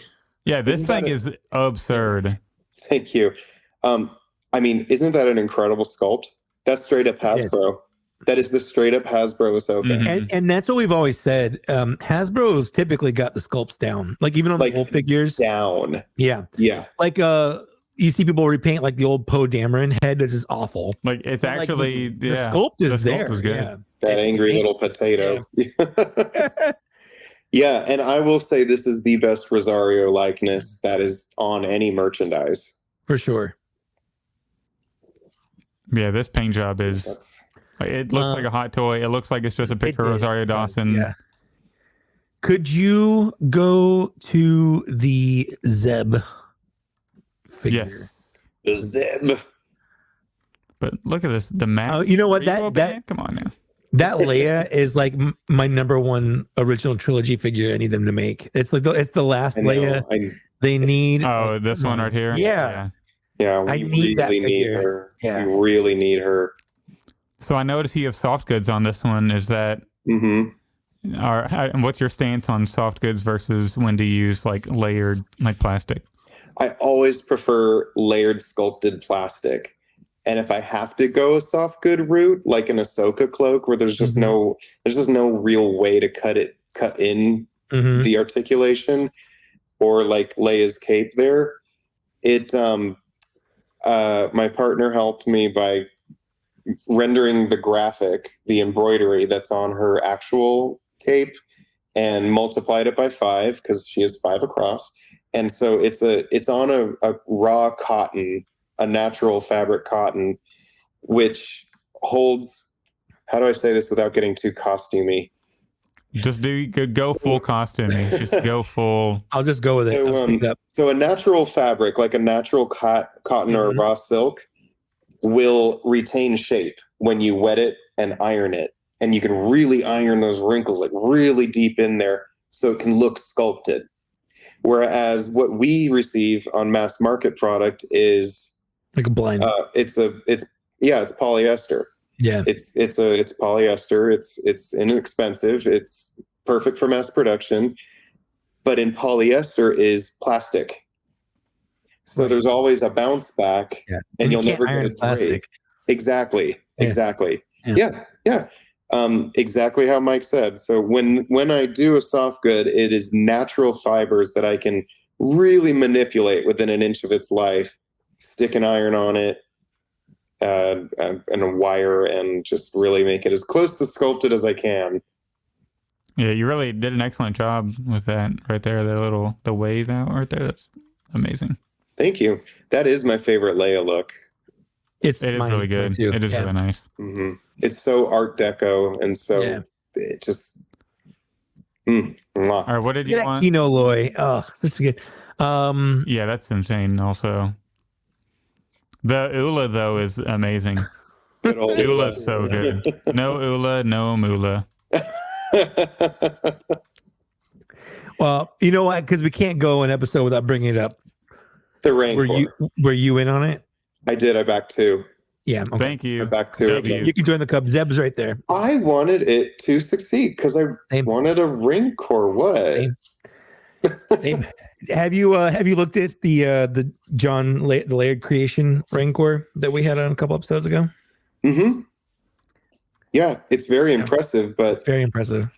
But like Zeb, I wonder about its sturdiness being all resin printed. Because in ABS plastic and PVC, there's a tension built into it. That's why our joints stay tight. And because when you're looking at an engineered factory figure, you're actually looking at a lot of tension keeping it together. So it's more than just parts fitting. It's the tension. That's why we can pop arms on and off really well. Right. And this Zeb in particular is a gorgeous kit, but he is dead weight.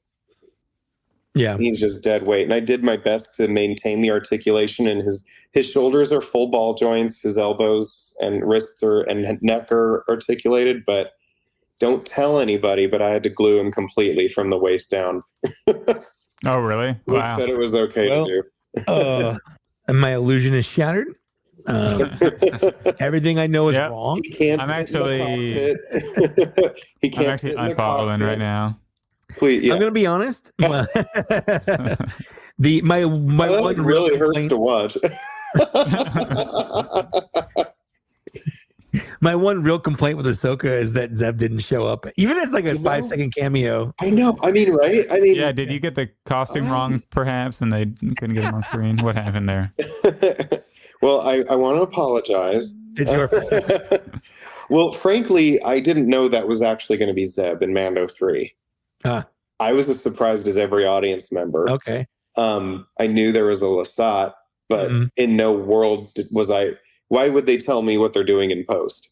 Right. So I was surprised as hell. And then I knew after it actually was Zeb, I kind of went like, oh no, they're all going to be looking for Zeb. Oh, and then by that point, you knew he wasn't in. I knew he wasn't in it. Yeah. Wow. Yeah, What it's one of those things. Like, it's okay. They'll have Enoch and witches. Like, yeah. I mean, I'm just gonna be how. Okay. You nailed Doc Andre here with that repaint. He's so cute, isn't he? Yeah, I love him. I cannot wait to get Hammerhead because he's the original Ithorian. You know, you gotta Momon. Yeah. But it was fun to finally get one of these guys on the shelf. Isn't he a great figure? He's such a great figure. Beautiful. He just moves so well. He has such great just engineering and articulation, and they thought of absolutely everything. I even like his soft goods because the vest helps hold it all nicely. Hold it down. Yeah. He's I'm beautiful. just impressed by the amount of movement you can get out of the head because it's like, right. Yeah, there's a lot of movement go left and right, but there's like a lot of wiggle room. Yeah, there's a whole range there. Yeah, and like the Thorian design I find it so charming in and of itself. Like any little head tilt, and it looks like he's got a whole different expression going on. Yeah. And then you can add lane speed display behind him, and it takes the figure to a whole new level with that whole set. Yep. And throw in any accessories you don't like have room for. Oh, I love that. Yeah. It's a great place to put little accessories. Yeah. I was actually considering the little skyhopper that comes with the Jedi Legend Obi-Wan. Oh, for sure. I was kind of thinking about putting that on there, but I have him. I ultimately decided to have him hold it on the shelf. But it is a good spot for it. It's a great spot for it. Yeah. Yeah, Jinx. Now I don't know what to do with the rest of the podcast if I can't talk, so I'm just gonna break the jinx, but it's like the weirdest thing you can do to a podcaster, man, is jinx them. And then what? What do you do? That is true. That's the end of the podcast. Who really loses? The listener. I did have a question. Is there a single Black Series figure on your shelf that's not customized?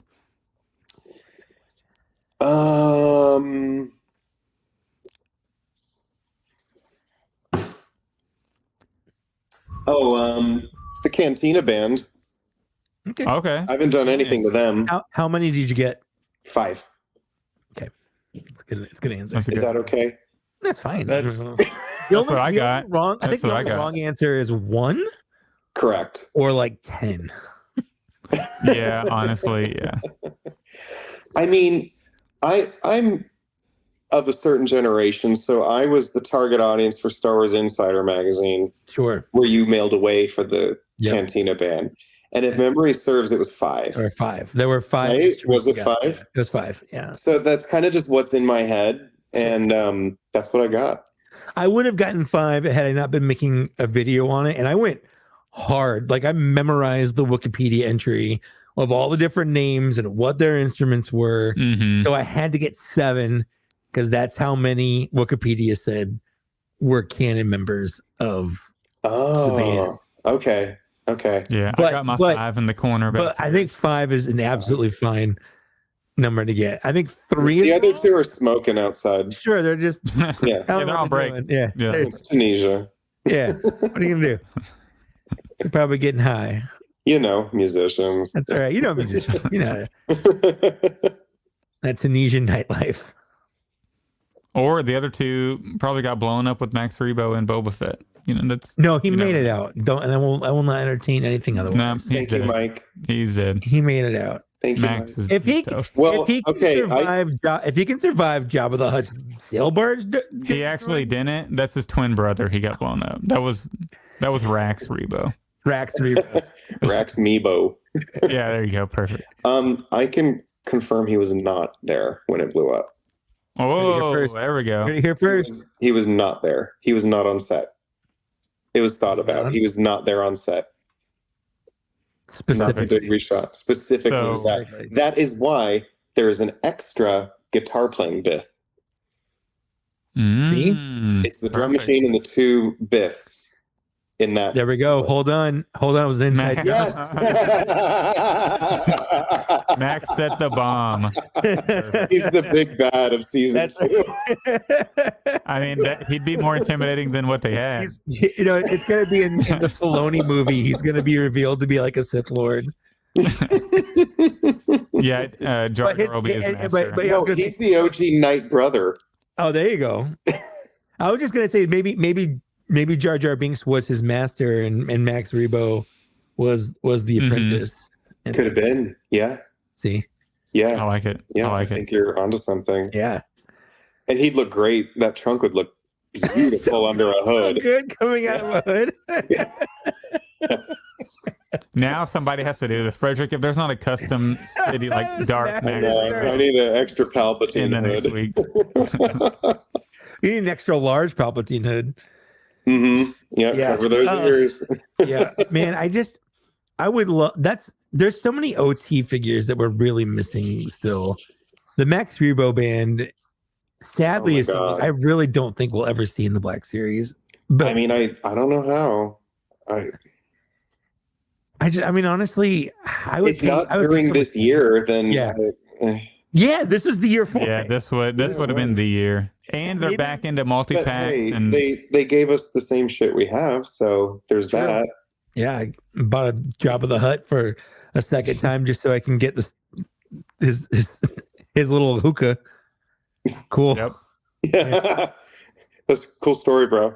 It is. It's a great story. Love it. No, I do. So one of our listeners reached out and offered to buy my other Jabba, so I'll recoup some of the cost. Great. Yeah. No, I mean, that's what I did. If nothing else, shout out to like the whole toy community because sure. I love how that's kind of the norm, isn't it? Yeah. Like pass on what you have learned and like hook your friends up with what they're looking for. For sure.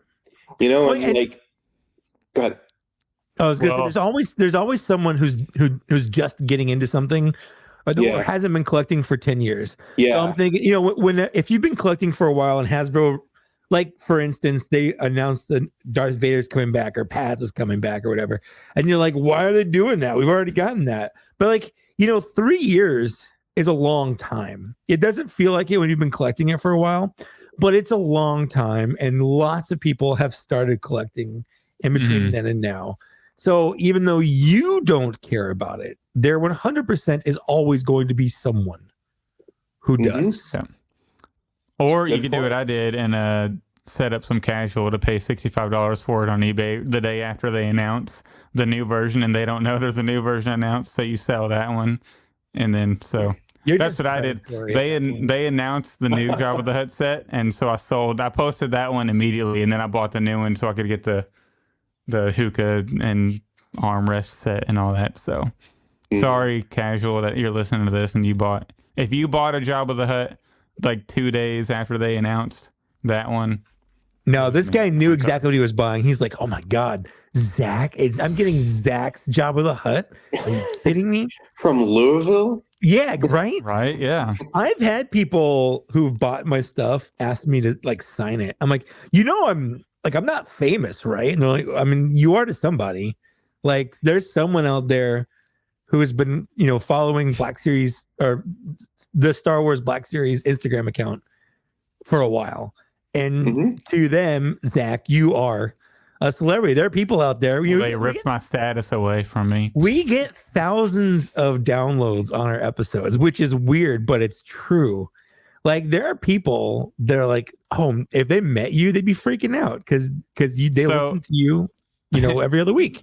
Let's just do some super egotistic. The next time we do a giveaway, I'm just gonna sign the window of the figure. Just sign it. That'd be so funny. Wilbon's gonna start going through my trash apparently. If Wilbon ever wins a giveaway, there's no he higher never compliment. That's right. If Wilbon ever wins a giveaway, I will sign the plastic of the figure. That'd be hilarious. I can turn it right back around on Wilbon though, because I created the term Will Boner as a fan of Wilbon. So I'm the number one Will Boner out there since I coined the term. So I will go right back through his own trash. Perfect. Yeah. Perfect. Trash. Okay. We're talking about Black Series, right? Well, to your point though, and your and Zach's point, remember, like, my story as a teen, I knew who Jesse Falcon was as product designer of Toy Biz stuff. And that meant the world to me. And I like introduced myself to the toy industry people at a time when Comic-Con was huge, but still small enough where an awkward, chubby 16-year-old me could just do that. Yeah. And have them sign my X-Men movie figures. Right. It matters to people.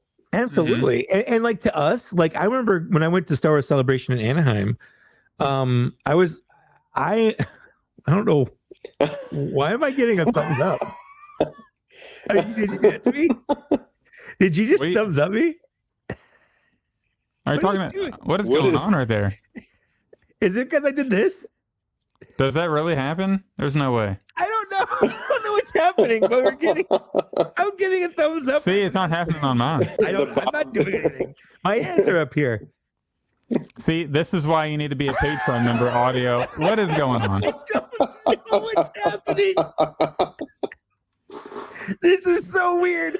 Okay, I'm going to keep my hands down here. Anyway, when I was at Star Wars Celebration, I'm sorry, I'm trying not to crack up over my cameras haven't been haunted. To me, when I was talking to Eric, like Eric's just a guy that works at Hasbro. Mm-hmm. Like he's not a celebrity or anything. Or when I met Emily, like I was really trying not. I love Emily. I was trying so hard not to make it. Talking to her so weird. I'm like, my wife's right there, but like I have a serious crush on Emily, and I know she's married and stuff, and like nothing will ever happen. But like to me, she's just so cool. She's the coolest. She is so cool, and when Emily and Corey, like shout out to both of them. I mean, to me, they're like industry royalty. For sure. And they're such a power couple. Their costumes they do together. I mean, I'm flattered to even know people like them in my life. Right. They're incredible. I'm glad that Corey landed on his feet there after whatever. Yeah, that was shitty. Yeah. Is he working for RoboSkull now? Mm-hmm. Mm-hmm. Because they got that, they did that Kickstarter at the same time as the Rancor, and so, anyway, it's kind of weird. Anyway, it was cool when I was meeting them because like they're not celebrities, but to me they are because they make something that I like, and that's really that's all it is.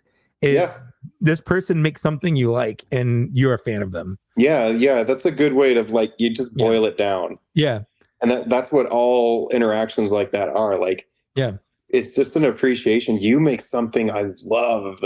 Yeah, I mean, the same thing with your figures. I love every time you post a toy that you've been working on. I'm like, this is amazing. Thank you. And it's like crazy. A moment. Yeah, exactly. Fredrick post something. Whoa. No. New Fredrick's drop. Did you see it? Oh yeah, it's great. Like we're our text chat. Oh, God. I mean, whenever Luke drops something, it's like, it's new Luke file just dropped. Whenever Luke drops something, I'm like, oh well, I'm not checking my stories today. Jesus Christ. Instagram's gonna be that. Facts. No cap. No. Or like when Tim's Toys drop something too, I'm like, oh well, that's going to be the day online. That's your whole day. Yeah, that's the whole day. Yeah, it sucks working from home sometimes because like when something like that happens, I'm like, well, this is my day now. Like I had work to do, but like this is my whole day. Yeah. Fair. Yeah, like I don't know how. I mean, the reveal. It's not Black Series, but like the reveal of McFarlane's Poison Ivy Uma Thurman figure really took out a day. Yeah, for me. And I have another friend and fellow collector, Creepy Toy Guy, on Instagram. he was in the same boat. He's like, I might have to tell my manager I need to go home. Because I can. McFarlane just announced a Uma Thurman Poison Ivy figure, and I could not concentrate. I could not imagine like telling my boss, be like, "There's pre-orders at 2 p.m. I cannot do this. I cannot be in this meeting right now." When I used to work at Apple, I would do that all the time because like my boss was kind of a low key toy collector, so I'd be like, "Yo, I need to hop in the back." Yeah. Me and Steve would go way back. Right. I would just be like, I need to go hop in the back for like 10 minutes because at like 10 o'clock because it's in California, it's always 10 o'clock in the morning, but not at night. Why would I even preface that? But it was nice having that. But here at home, like it's really hard tearing myself away. Like whenever news drops, I'm like, I'm on Twitter. Let's talk about it. I want to know this. Let's talk about it. Like it's really hard to get. Like when I got these in this week.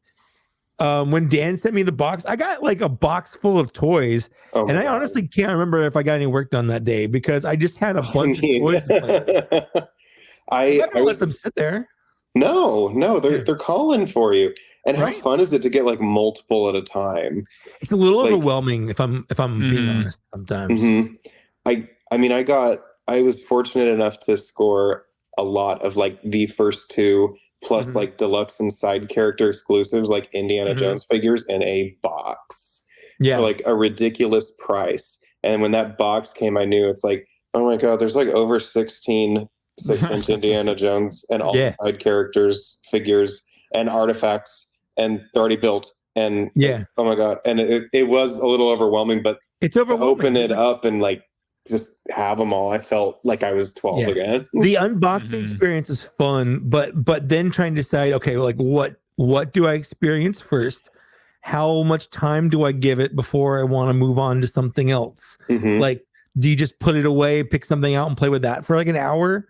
Or do you try to like go back and forth between a bunch of different stuff? Like it's really hard to kind of. Sometimes whenever I get a lot of figures at once, I feel like I can't appreciate like some of them as much as I should, and then I put them on the shelf and I never think about them again. It's kind of true. You know, that's why lately I've been trying to. My strategy has been I open it and I keep it on my desk for fine editions, and then eventually, like a week later, I'll just like cycle my new fine editions. You know, whenever I get some, and they'll kind of be the desk figures for a couple weeks until we do the show. But the one figure that has not left my desk is the Star Killer. So for me, it's I have him on the stand right now, just sitting here. I actually handled that new R2, and it's like really incredible. It's so good. I can't put this up. I love this so much. Just his like weight that he has to him, like is like, I can't believe it was from Hasbro. So nice. I bought it twice. I mean, well, you need to. You need at least 3. Before this, the Maybe model 4. kit was the best R2 to have, hands down, because it was accurate. Which one? The model kit. Oh yeah, and that's all I have. That's all I personally have is the model kits. The problem with the model kits is the plastic they use. It kind of feels light, like because it's hollow. Because they're hollow. You know, they're hollow parts. I actually got into any other model kits I do, like the Night Trooper on my gram. That's a Bandai model kit trooper. It may be the first one I ever bought. Because you took apart that one. Because I think it was from my Empire shelf, and that's where he lived, my first one. Oh man! So I believe he's a Night Trooper now. And I know he is. He's my first one because I didn't put any putty in the lower legs. Because like a few figures in, I learned like put some like just like putty, like self-hardening epoxy putty. In the foot and the legs, and then it really helps. Like give them weight, and they stay kind of bottom heavy, so they stand really well. Sure. And like the Night Trooper is straight up hollow. So that is smart. But yeah, like a NECA figure, I have my local shop, Blast from the Past in Burbank. I will only buy the new NECA. Oh, I love that place. Universal. You've been there? Yeah, they're fantastic. Yeah, they have like a loyalty card, and so whenever my friend Zach and I go up to Frankenson, that's one of the places that we stop just to. Yeah, I love going there. It's so far from Frankenson, though. when you're coming from San Diego, it's like, okay, yeah. you know, yeah, it's all relative. Yeah, that's true. I'm like anything out of the valley. I'm like, oh, that's so far. Over No, we're already hill? driving. So yeah, we also stop at like every Target on the way up there and back. So it's like a full day event when we go to Frankenstein. Mm-hmm. I need to get out there. Me and my wife have been talking about going. Should. You definitely like, should. I was thinking about going this fall. We got the Millennia Falcon out here. That's right. We can go to Disneyland. Mm-hmm. I just went True. last week. Well, I actually think I'm that's going where I to bought Disney Doc Dark. World in February. I mean, Disneyland's better, but Sorry. Disneyland is more concentrated. Disney World, I feel like there's just too much. I agree. I feel like it's too spread out. Like you go there, but there's just no way you can really see and enjoy everything. Whereas Disneyland, like it's just that it's right there, and you can see and do it all. Flights to Florida from Louisville are so much shorter. Oh, and cheaper, for sure. so I can see they're like an hour and a half shorter and cheaper. So, but you're in Florida. Yeah, that's true. And you have to reckon with that. Yeah. Well, Disney's like its own entity there, right? It's basically a state. Yeah, it's like its own thing. Pretty sure it's kind of like Louisville city and legally. Kentucky. You know, I don't claim. So Kentucky. is Savannah in Georgia. So is New Orleans in Louisiana. Yeah, it's like Austin in Texas. It's like these little cultural little pockets. Little pockets. Austin's so fun. I lived in Austin for Texas, a little bit, and it's definitely different. Like outside of Austin doesn't like that's Texas. Inside of Austin, it doesn't even feel like Texas. Honestly, that's Austin. When I lived in Austin, because I moved from San Diego to Austin, I'm like, this just kind of feels like San Diego, but there's no beach. Like it just kind of had the same vibe to the city. It was very college town. I went there like 2.5 years ago. I found a bar on the little strip, whatever it's called. 6th Street. They had dollar shots. Yeah. Me, my brother, and my dad got so hammered. It was awesome. You spent $3 whole. Good job, man. Yeah, $3 whole. Yeah, there was a karaoke bar toast. I'd frequent there called the Spotlight. It was a lot of fun. Yeah, I guess we all got to meet up in Austin now and have a good time. They got Comic-Con. Go toy hunting. Yeah. They got Holocron there. They got. I did meet up with just that around the basement randomly. Ooh, you're right. Hey. I've seen images of this place. I would go there, but I would never buy anything from there because they're like $50 for Bo-Katan. No thanks. No. It's a tourist trap. It's a casual trap. It's a casual. Oh, is it? This is for the Star Wars fans that celebrate May the 4th. Oh, okay. Say no more. Yeah. It's exactly. You knew exactly what I meant. Okay. And that's awesome. Yeah. I'm familiar. Yeah, that place is like absurdly overpriced, and it's all like a lot of old figures that are. It's casual trap, casual bait. Casual bait. It's just like the holiday figures. I love them so much. I don't even care. It's like the Mandalorian that they're coming out with. He is a casual bait. fun little Hanukkah Mando, okay? Like, come on. That's just fun. Hey, I don't want my Star Wars figures getting religious, okay? Thank you. This doesn't have to be religious. I'm not represented, though. Judaism is also a culture. It's also, like, it doesn't have to be a religion. But it's not mine. But nutcrackers. He can crack so many nuts with his blaster. Now that I can relate to. I do wish that they'd used the newer Purge Trooper though from the Kenobi show. Is that what that helmet is? It's a Purge Trooper. I couldn't tell underneath all the gaudy paint, all the flare. They got paint for that. They got paint for that. They got paint for that. I like it. Like I said, I like it when Hasbro gets weird with stuff. Like, give me weird. I mean, I love weird, but there's an element of taste that. That's all. And I think the lack of the taste is that's all. I appreciate. It's so different. Like Carbonized wore itself out on me real fast. where it's just a straight, she said, a repaint for the sake of having a repaint. Credit Collection, I liked a little bit longer because it's specifically going for something. But I don't know, Holiday just does it for me. I can't explain it. You're a festive guy. You know, you're a festive. I get it. I have one Christmas holiday figure and I haven't opened it yet. It's right there. My nut purge cracker, whatever we call it. Your nut purger. Yeah, my nutcracker, my purge cracker has not arrived yet. That makes it. That'll be number 2 for me. I don't like it when you say it like that because it just sounds like a slur. Purge cracker. Be sure you censor these out. I don't like that at all. It's going to be offended. You do some unnecessary censorship in this segment. Oh, that's even, it's funny. So good. I probably won't because I'm too lazy when I'm editing this, going back. Like I honestly probably won't even get this far into it. I'll be like, yeah, it sounds good. And I'll just send it. Yeah, I'll literally, like, on the podcast, like, late in the episodes, I'll say some F's and some B's, and I'm like, yeah, Mike, just put some bleeps over that. Then I'll be listening to the pod, and it's just flowing. Nope. Yep, he didn't do that. That's fine. Nope. I'm just giving it to him raw. The beat goes on. That's right. Well, I only own one holiday figure, and it was not my choice. Luke decided to troll me this year, and he didn't tell me. Sick. Sent me the Were-Wookie for Halloween. That's a good friend. And the Were-Wookie comes. That's probably the best Halloween one. I haven't opened one of the two. But it was all about I was like, "Aw, thanks." Honestly, because you know how much I hate them, so it really is spooky. It's worth it for the pumpkin Camtono, and I don't even care. Pumpkin Camtono. Pumpkin spice Camtono.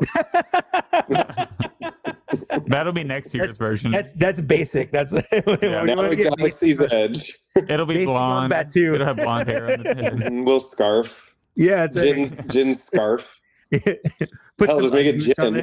Fall season. Yeah, it'll be the fall season whenever they do that. Now I need a basic gin with a little pumpkin spice latte, some Ugg boots on, a nice scarf. Oh Lord. Well, I think that's probably going to do it for this episode of Black Series Cantina. Fredrick, thank you so much for joining us. Thank you for asking me. And do you have anything you want to plug? Maybe LA Comic-Con you were talking about? Where can people find you on? I would love to. Well, Instagram is underneath, but for audio listeners, the Instagram is at FredriXFigures, spelled FredriXFigures. And this December, the first weekend of December, we will be, myself and Tim of Tim's Toys, the premier Carrie Fisher Leia figure artist. He hates when I call him that. We will be at a booth at LA Comic-Con this first weekend of December, booth 2336 in the South Hall. And there we'll have our custom figures both on display and to sell. Ooh. Right on site, baby. In your hot little hands. Can I do a pre-order instead and ship them to me? Only if it's on company hours. Okay, as soon as you all sit down, I will be on the phone on FaceTime. That's great. I got Zell's immediate, like that. That's true. But yes, we will be there. We'll be there in person, both to display and to sell custom figures. And we're looking forward. We had a great time at WonderCon, so we're really looking forward to meeting people in person who you were at WonderCon? Might find. Yeah, I was at WonderCon. Where were you? I don't know. I was hanging out with Dan Larson. Well, I was at my booth with Tim's Toys, Luke, and Centerpoint Studios. Oh, and I got distracted because the Walter Jones, the Black Power Ranger, was there. So I talked with him for a little bit. But you didn't wait. I got Mike, a story off air. You didn't go to Luke's booth at WonderCon. I didn't know that they were there. You're not even a member of Show Squad anymore. It's just you've just been revoked. We're replacing you in the chat with Fredrick. So you didn't see Tim or Centerpoint? No, I didn't. I don't know. I walked around WonderCon, but that's where I debuted the Blade Runner figures. What venue is LA Comic-Con at? The downtown LA Convention Center. Okay. We will be in the South Hall, booth 2336. Do you ever go to DCon, DesignerCon? I will this year. Okay, I might Yeah. go. I might be at DCon as well. Yeah, and I believe Centerpoint is going to have a booth there with his the Dex Diner, and I think fun. the Hotel Ferrex. Yeah, cool. I can't wait to see his stuff there at DesignerCon. Yeah, my friend Zach, tall blonde Zach, not this Zach. He and his wife go to DesignerCon every year. They like getting those weird artsy fartsy figures and toys and sculpts and whatnot. So figured I'd go this time. So I'll see you there. Yeah, I'll see you there, and it'll be my first time. Cool, me too. Yeah, I still got some firsts in me. What can I say? Yeah, it'll be a blast. I'm sure I'll have a great time. Zach, I'll have you there on FaceTime. I'll put like a little poll, like a little thing, maybe like one of those robots, like with the like iPad on it and stuff, so you can pretend you're there. You'll have an Imperial probe droid with you. There you go. Frame another frame. Or what's the robot that has Sidious's face in it after he dies? Oh right, yeah, the Cinderbot things or whatever. The video game nonsense stuff. Yeah, just have my face and I'll just be walking around. Definitely not creepy. Cool. I forget exactly what they called those. Actually, I think I could see Mike sitting in a walking throne with a walking hologram table, like Sidious and Newt Gunray. That's the way to do a con. Spider ones, That's the way to walk through a Comic-Con. I can just sit in my chair here and just pilot it around. Yeah. Take her away. Yeah.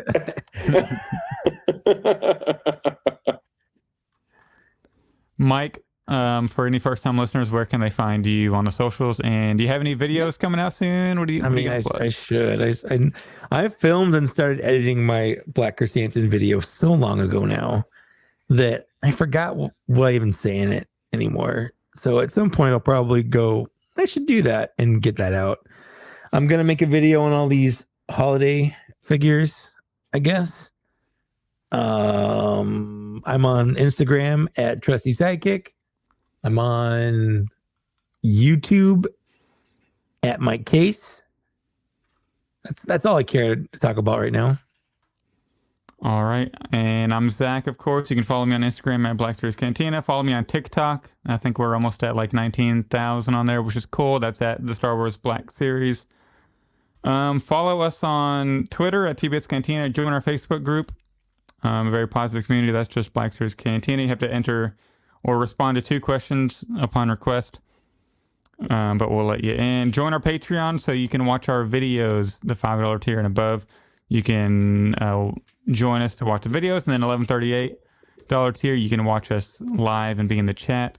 And then episodes like this, whenever Mike has random effects when he raises both his arms in the air and get fireworks, you can enjoy that with us if you're a Patreon member. Is it going to do it now? I don't know. Is it? Who knows? Just keep doing it while I'm doing the read-offs, and then we'll see.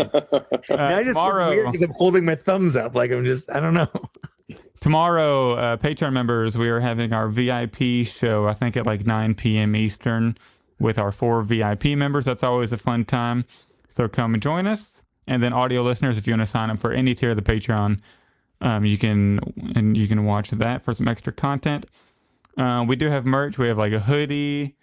We have nice pint glasses, coffee mugs, if you want to support us that way.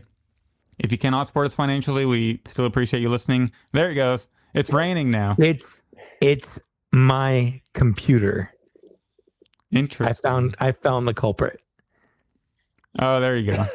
Now you're celebrating the end. Mike is going off right now. I like this one. If you cannot support us financially, please leave a review of the pod. We would greatly appreciate it. And I like reading them. It's fun to go and read them. So please do. And our schedule, we will be back on November 30th for the main show. And then in December, we are only doing 1 episode in December. True. We'll be recording December 14th. And then we're going to take a little bit of a holiday break.